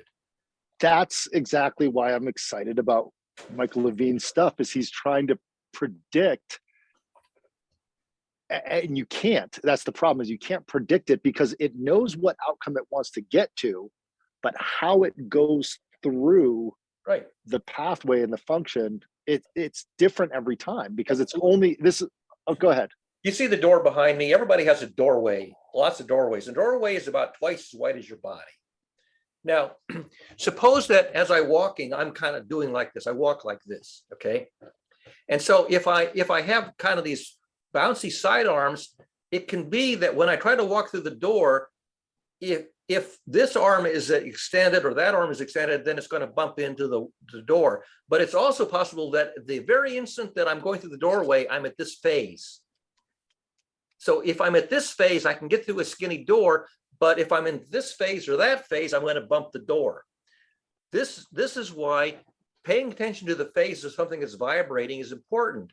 Because if you're trying to go through a slit, if you're a particle going through a slit and you're basically have this kind of a vibration, then when you're at the narrow phase, you get through, and when you're at the extreme phase, you get blocked, and that's called a polarizing filter of light. Yep. Because the light beam, you have the E field is going back and forth. Well, if the E field is this way, you can get through a slit, and if the E field is that way, you get stopped. And that's how a polarizing filter works. Now you try to find that explained anywhere. It was In on a text- Veritasium episode. I saw it. Well, yeah, they actually had a guy rotating, I think. No, they had polarized lenses and they were showing yeah. how the light, But they didn't explain this part of it. they tried. I've watched that video several times. Yeah, I didn't say they did, but I get what you're saying. The thing is, what determines whether a photon gets through or not?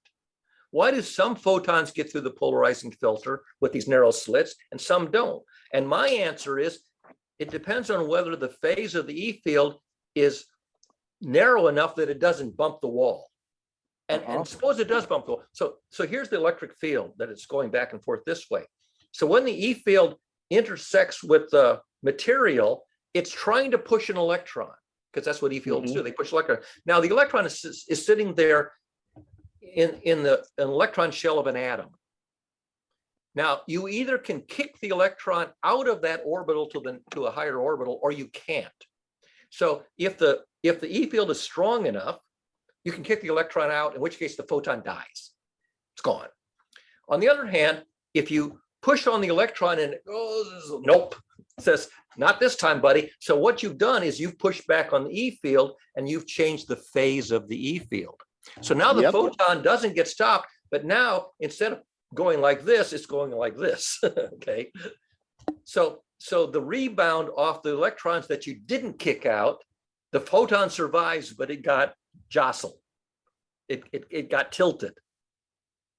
And so now the electrons that made it through, they're not going this way, they could be going that way, okay, or that way. But if they were going that way, they would get stopped. But if they were going this way, then it depends on whether it was the extreme or the middle of the phase, whether they got snuck through or not. If they were this way, what physical things of matter change the phase shift of the electrons that you're talking about? Meaning, does it, like Einstein-Bose said, if you cool it down to certain things, they align. well, that's it. They're all, this is where everybody is swinging the same way in synchrony. This is the Rockettes line. Okay, that's Right. the Bose-Einstein condenses when the Rockettes are all kicking in unison. Okay, Right. But that's because they can't kick in different ways because there's not enough temperature, right? sit down in a movie theater where the seats are very close together and you go to cross your legs. Now, Mhm. everybody can cross their legs to the left and there's room for everybody to cross their legs. But how, if you're sitting next to somebody whose legs are crossed, which way are you going to cross yours? You don't have a choice. If you try to cross them to the opposite way, you're going to bump into their leg. So you cross your legs the same way. That's a Bose-Einstein condensate. Everybody has to lean to the left or lean to the right, but you can't lean across because you bump. Yep. And a Bose-Einstein condensate, they all end up leaning the same way because the first one is the seed that determines which way is allowed and which way is a bump into. Okay, so this is just my primitive brain thinking, is when you talk about the spin of the electron and the perturbation of, what is it called? The Precession. the axis, the precession. Precession That- around the mean. That makes me think of, what do I know in my life that talks about precession? And that's the ancient Indian understanding of yugas, of the precession of the earth itself.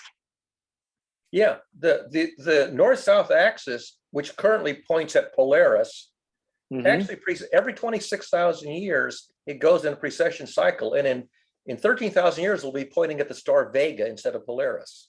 So just being a complete moron, isn't it obvious that the Earth is one electron in an entire field? Well, precession of gravity, of mechanical spin, mathematically is like the precession of magnetic spin in a magnetic field. So the mathematics is the same, but it's a different effect. One is due to gravitation and gravitational mass, and the other one is due to electric or magnetic field and external magnetic fields. So mathematically, they behave the same. The same precession is the same math, but it's from a different effect. One is gravitational. And from a different time, right? I mean, we're talking about nanoseconds versus Well, that's the other precession. thing. Right. An fMRI machine is using magnetic precession nearly instantaneously, whereas a spinning top on your table, which is this big, will take, about a half a second to precess, or a second. The Earth is taking 26,000 years to do one revolution because it's huge. Yep. Okay. But mathematically it's the same effect. It's just that the phenomenon that's in play, magnetism versus gravity, and angular momentum versus magnetic moment. But that's what's driven me crazy my whole life, is there, like, gravity and electricity are still yet to be understood in our We time. do not have a unified theory at this. So far, gravity is an independent phenomenon from electricity and magnetism. Now, here's the thing: electricity and magnetism have been tied to nuclear forces. There's the electroweak. Okay, so electricity and magnetism can be connected to nuclear forces, but so far gravity stands alone. And one of the places where they think there's maybe a connection is go back to thermodynamics, go back to statistical mechanics. And now you can begin to make a connection. Why? Because gravity affects timekeeping. Right. And anything that's varying rapidly in time, the only interaction is that gravity determines how fast clocks tick.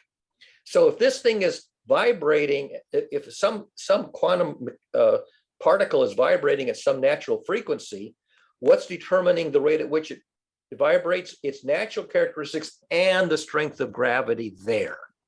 That's Right. the connection.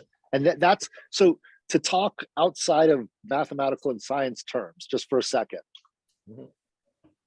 to go outside of that, imagine if gravity is a belief, meaning, say the Earth was thinking, and the Earth thought, I believe that I am this much density of matter. But then the Earth pulled more matter towards itself. So let's fast forward 8 billion years, or not 8 billion, sorry. Yeah. How about, let's just say 3 billion years. Yeah, the mass of the Earth increases because it draws in space stuff. Thank you. And so that's exactly my point, is throughout enough time, matter changes. And like you're saying, if that perturbation of the door is there, and if you phase shift at one point, you're going to whack into it, or if you just get it just right. Like, I saw a science experiment. It was a stupid YouTube video, but they're trying to throw a dart through 9 fast moving fans to see. It's really fun to watch. You got to get the timing just right. You got to get the phase. If you're at the phase between blades, you get through it. If you're at the phase where you're hitting the blade, you don't. That's this phase. That's this phase synchrony issue. The phase synchrony issue on these YouTube videos is really fun, because sometimes they go through 10, sometimes they go through 3, right? Sometimes they go through 12. And that phase synchrony, when you watch it in real time on a slow motion camera, it's really fun to watch. If you could slow it down so you can see the phase from in phase and out of phase, then you can say, oh, now it makes perfectly good sense. But if the phase is super fast, if the frequency is so fast, you see the blur of the fan in your window, then you don't appreciate the concept of phase. When they built aircraft, propeller-driven aircraft, to fire a machine gun, they had to range it because they were actually firing through the propeller, and they had to synchronize the gunner. Oh, forget about it. So that it only went through when the propeller was not blocking it, and that was the design, because you had to shoot through the direction you're looking, and the propeller's in front of the direction you're looking. They actually designed the aircraft gun to fire through the propeller. if we could get as excited about science as we do when we're in a war state, than when we're not in a war state, can you imagine what we could accomplish? The military could hire the people who could do the math, and they could work out the timing and the calculations and all this. And it's not complicated once. See, in slow motion, it's obvious. If the thing is But don't- turning slowly, it's obvious that when to pull the trigger. The thing is, can you synchronize them with enough precision that you don't hit the propeller? Yeah, well, I just watched a video on why it's so hard to attack the US. And if you look at the actual highway system that was created, it was created right after World War II for the idea, like I'm starting to understand how the military thinks. Yeah, it's a 1 mile straight landing strip. Every so many miles, there has to be 1 mile of straight, flat landing Isn't- strip. Like when you start looking at the country of America in terms of protecting it from all the other countries in another world war, it's a whole new way to look at the. And the people who can do the engineering and the mathematics, they get hired by the defense. Yeah. And their calculations are what's the word, classified. So even though the math is really just textbook math, they don't talk about it because the application is classified. Well, but they tried to get you to work on military projects. I'm just saying, every time I look at history, when Harry Truman said, "Beware of the industrial military complex," that's a giant suck of knowledge of our smartest and brightest in America. It was Eisenhower, but yes. I'm sorry, Eisenhower. Yeah. But I'm just saying, the fact, to me, everything went askew when Germany decided to take over the world. And then when they didn't accomplish that, they did it again. And they went to war with the world. And then after that, the whole world is still traumatized with PTSD over that. Yep, absolutely. Absolutely. I think once we get over that trauma, and then that's why I'm here at this Global Challenges Collaboration Group. I came in mostly that what drew me here was the idea that there's going to be a fight for minerals in this new technological era. Mhm. And most of those minerals are located in third world countries in the continent of Africa, Indonesia. Yeah, the rare earth minerals that go into electronic circuits, those rare earth minerals. Yeah. And that's what I see moving forward. That's why I got involved in this global challenges, is because I wanted to know who's going to exploit these third world countries in the next 30, 40 years. And it's already been 5 years that I've been here, and I've already watched like right now, I don't know if you're following what's going on in Thailand, but they're becoming a new manufacturing center for the world. Oh yeah, Thailand, well, they make chips. I mean, they moved all the chip manufacturing to Asia because it was cheaper and it was automated and whatever. And, you know, it was less expensive to make the chips in Thailand and wherever. Yeah, I love this story Taiwan. that Elon Musk told a story at the opening of his Cyber Texas Gigafactory. Yeah. He said he wanted to basically do a Hot Wheels design for cars where you have a giant press that just presses, like stamps out the entire, in one piece, what used to be, 150 pieces. Yeah.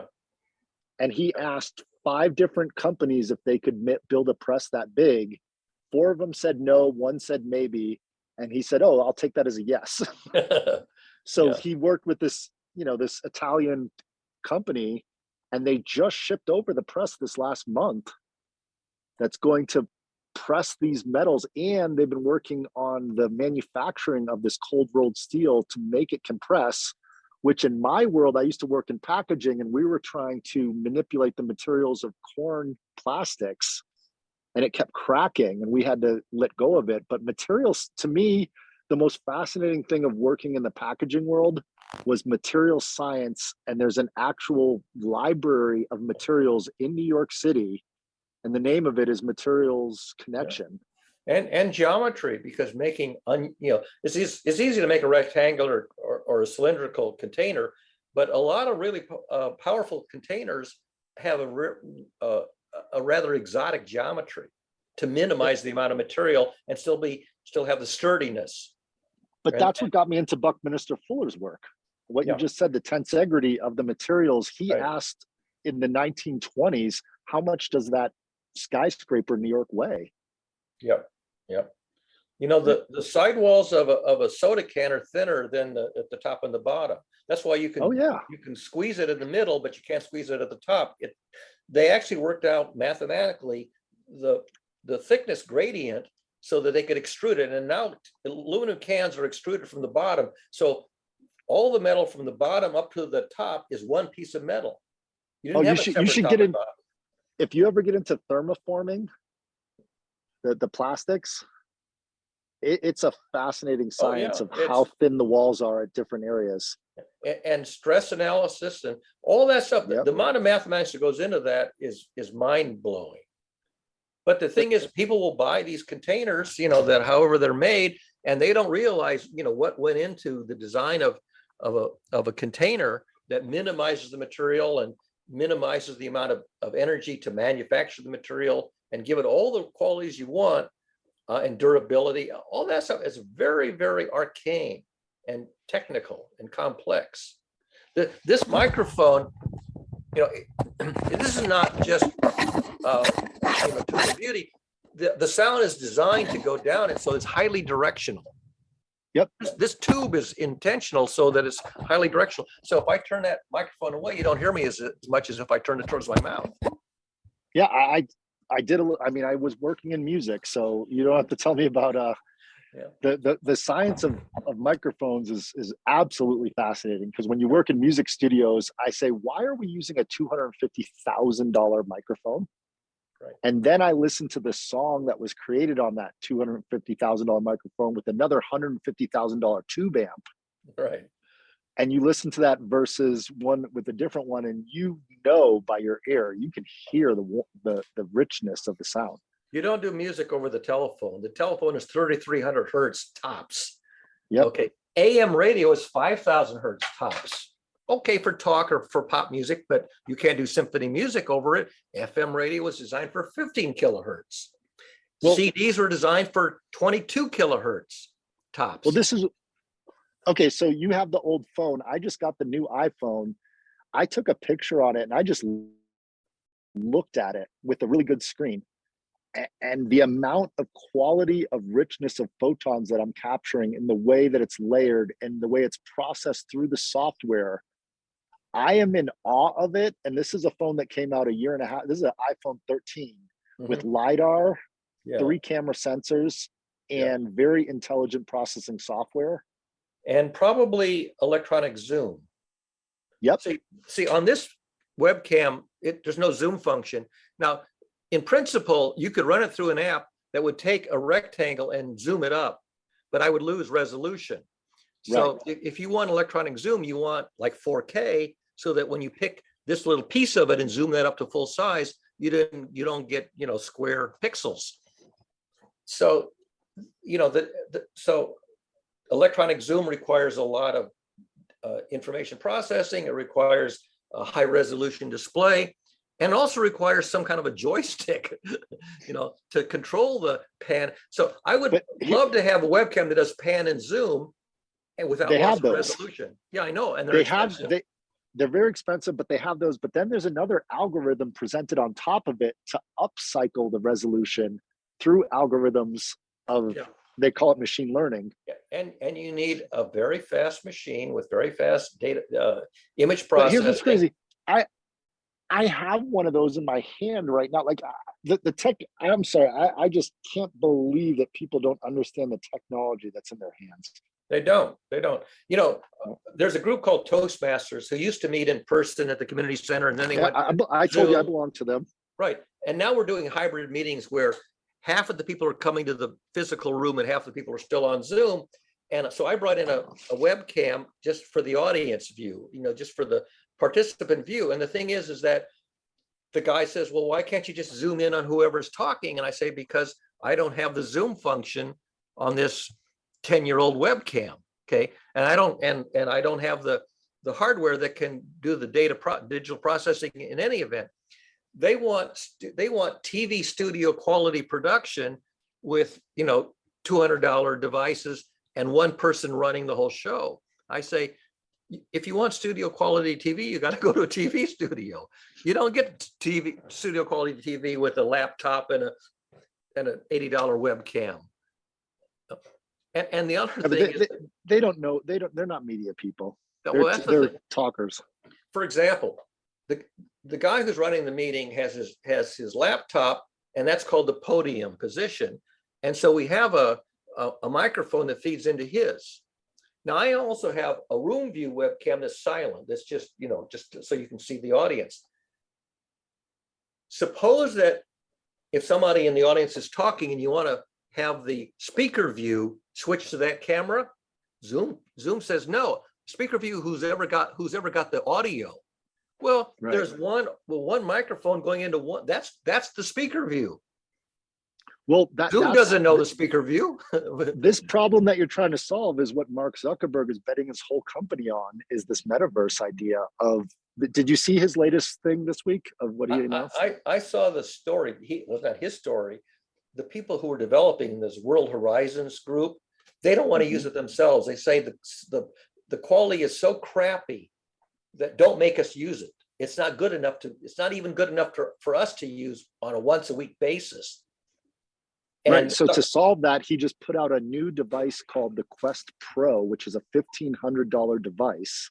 That's yada, yada, yada. He's trying to up the resolution of the metaverse. But you and I aren't going to spend $1,500 to use World Horizon on Facebook.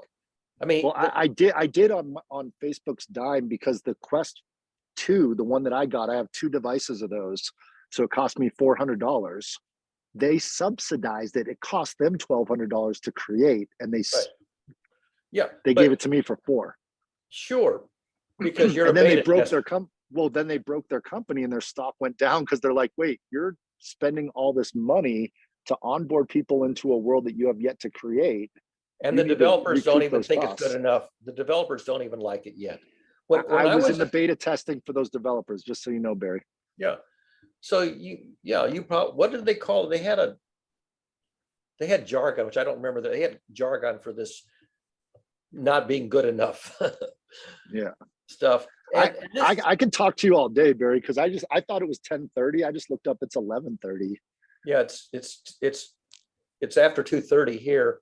By the way, we have to end no later than 3 o'clock. Otherwise, Sam can upload it, but there won't be any.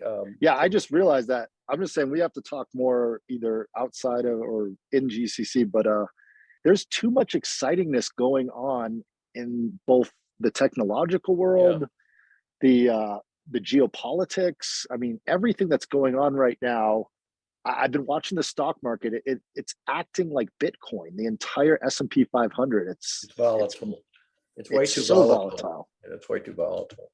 Like I'm trying to buy some Tesla stock, and I know where it should be, which is around right now 190 is, I think, a multiple of, I would say 30 of what it's actually worth.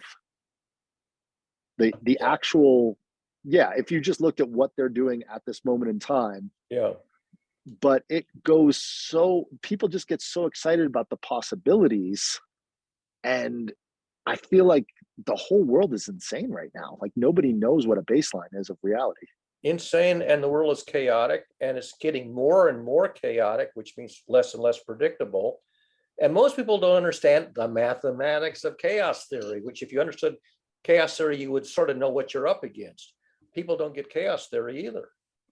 Well, I read James Glick's book a long time ago, and I need to up my understanding. Talking to you helps, because you were telling me about that guy that understood the weather and predicted. The guy from MIT. Yeah, Edward Lorenz at MIT. He had 3 differential equations and 3 unknowns. It turned out to be chaotic. He didn't know that, but when he went to compute it on a computer, he found that if he ran it for a while, and then stopped it and then put the numbers back in to run it again, he didn't realize that round off and truncation was enough to get a completely different run the second time. He thought it was round off error, but he had to go to arbitrary precision. Whatever he was running, he couldn't round off at all, or else he couldn't reproduce it.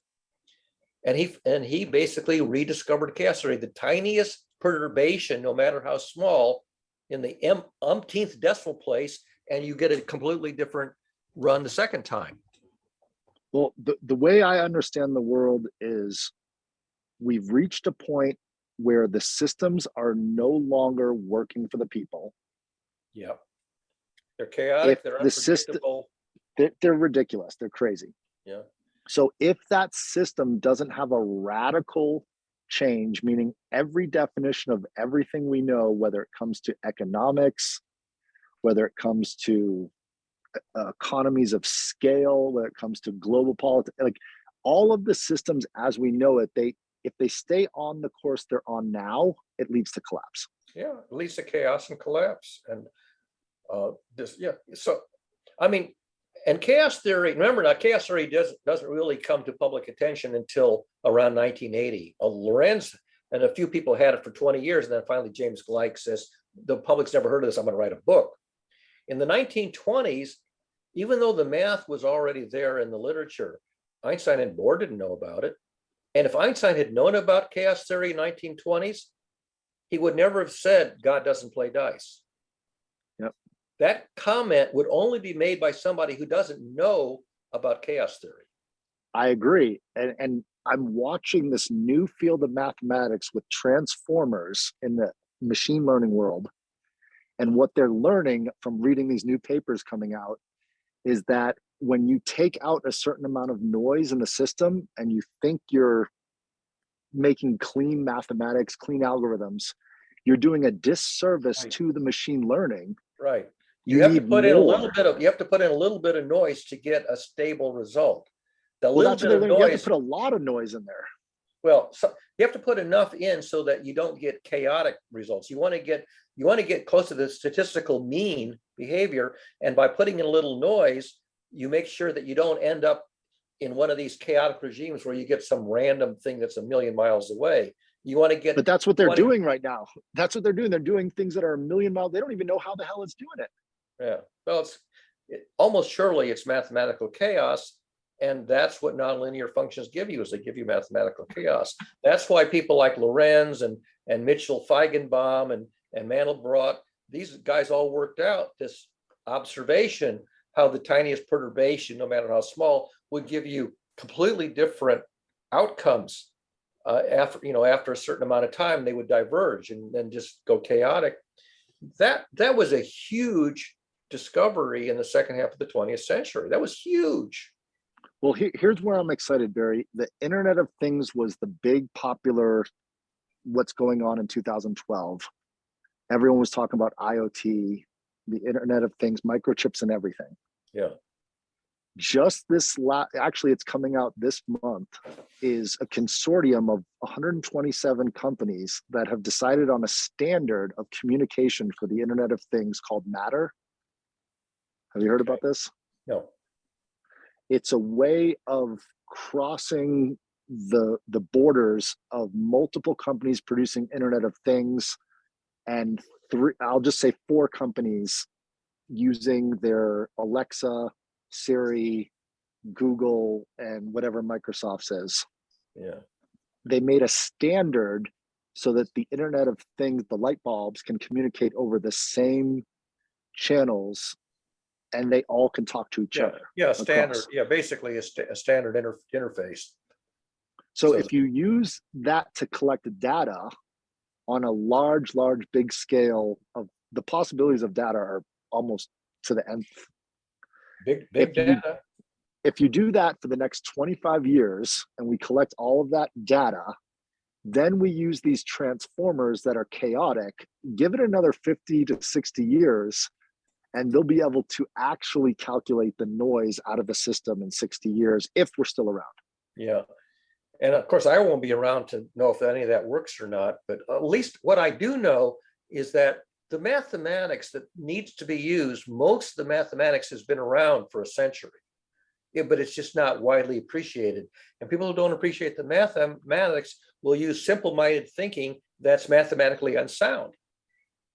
And that's why what I like to do in my last decade or so on this planet is raise awareness of these mathematical topics which are fundamental to know if you're going to get a handle on any of this stuff. Yeah, well, I'm trying to go the other route is the people that are working on the mathematics, I don't want to see them get punched in the face.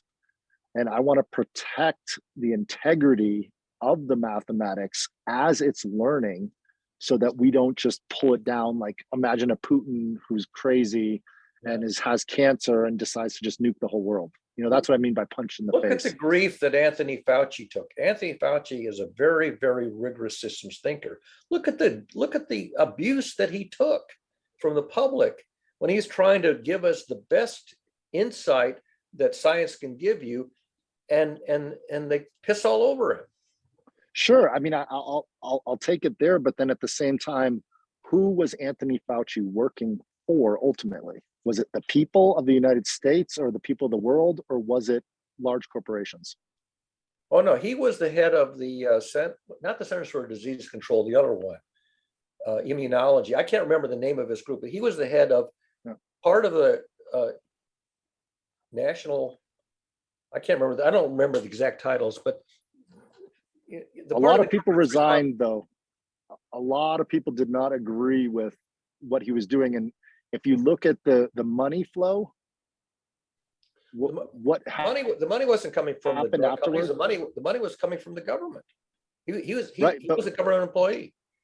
But I'm saying, look at the money flow of how much money the drug companies made, how much people that were lobbying the government, and then how much money the government printed from the Federal Reserve, and what happened throughout the whole. It's a big system that I'm not even going to get into politically, but it's beyond my head. Well, the politics of funding is separate from the science of the science. I agree with you, but the way that he interfaced with the public was really terribly well managed. The PR and the communication. Yeah, this is the problem of people who know what they're talking about. They have to simplify it for a general audience, and that's an art.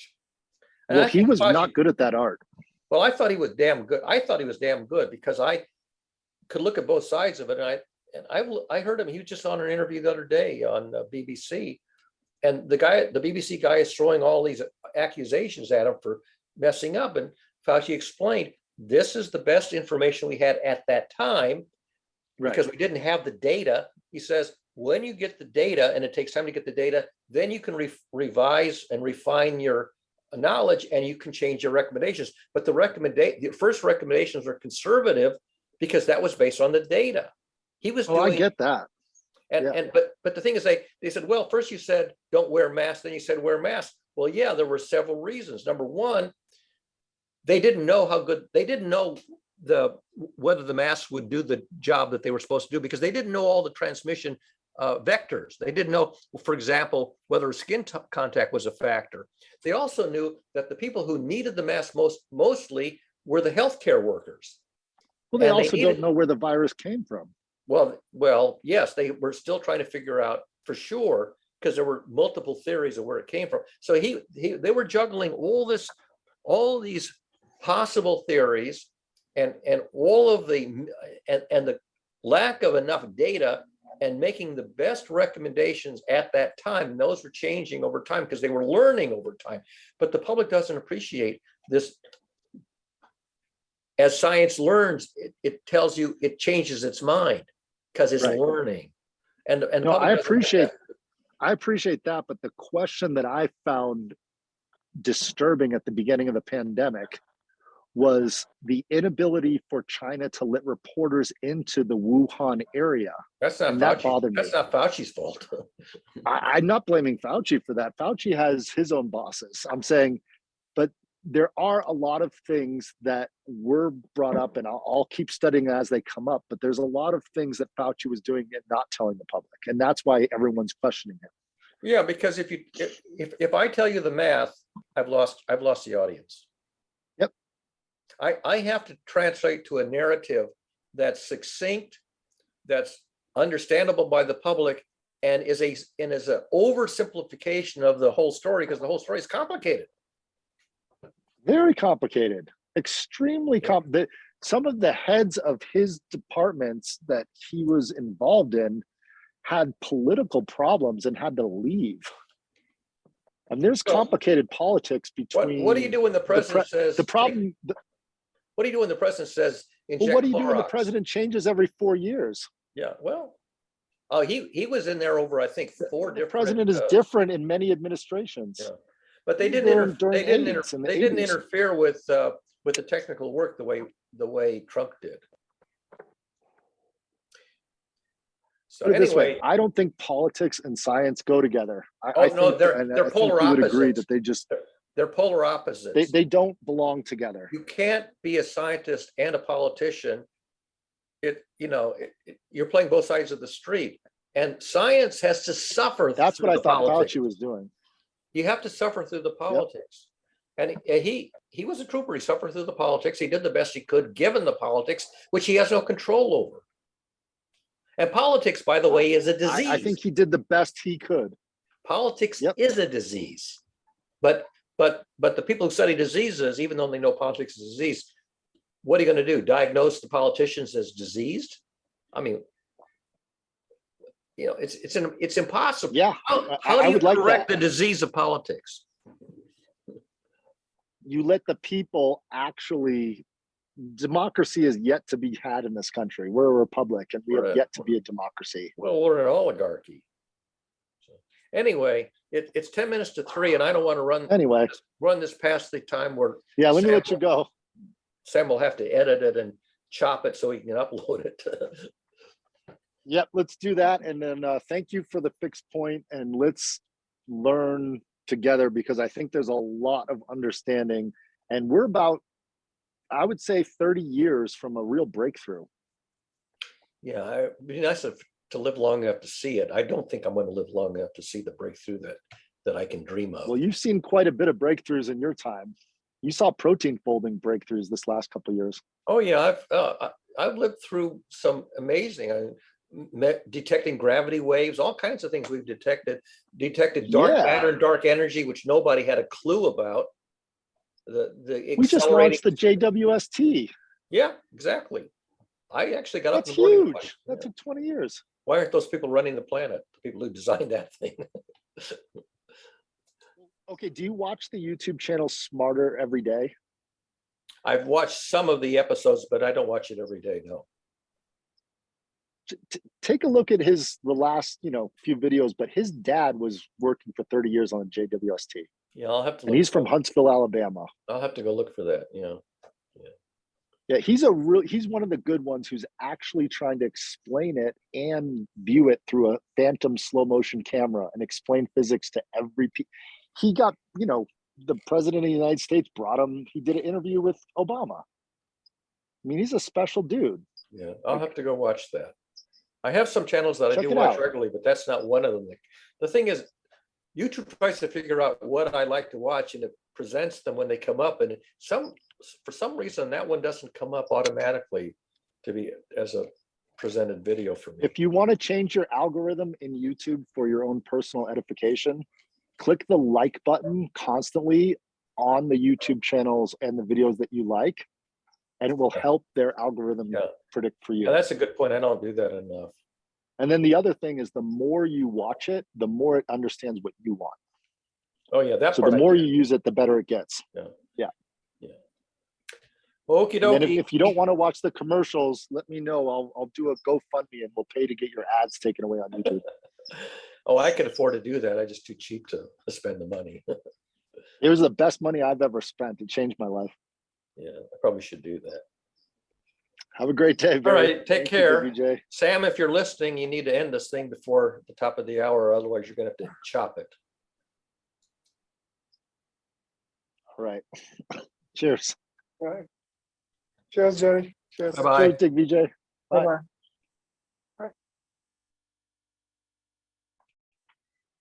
Sam, if you're there, I'm going to see if I can end the meeting. I cannot end the meeting, and I don't think I can stop the recording. Just double check that.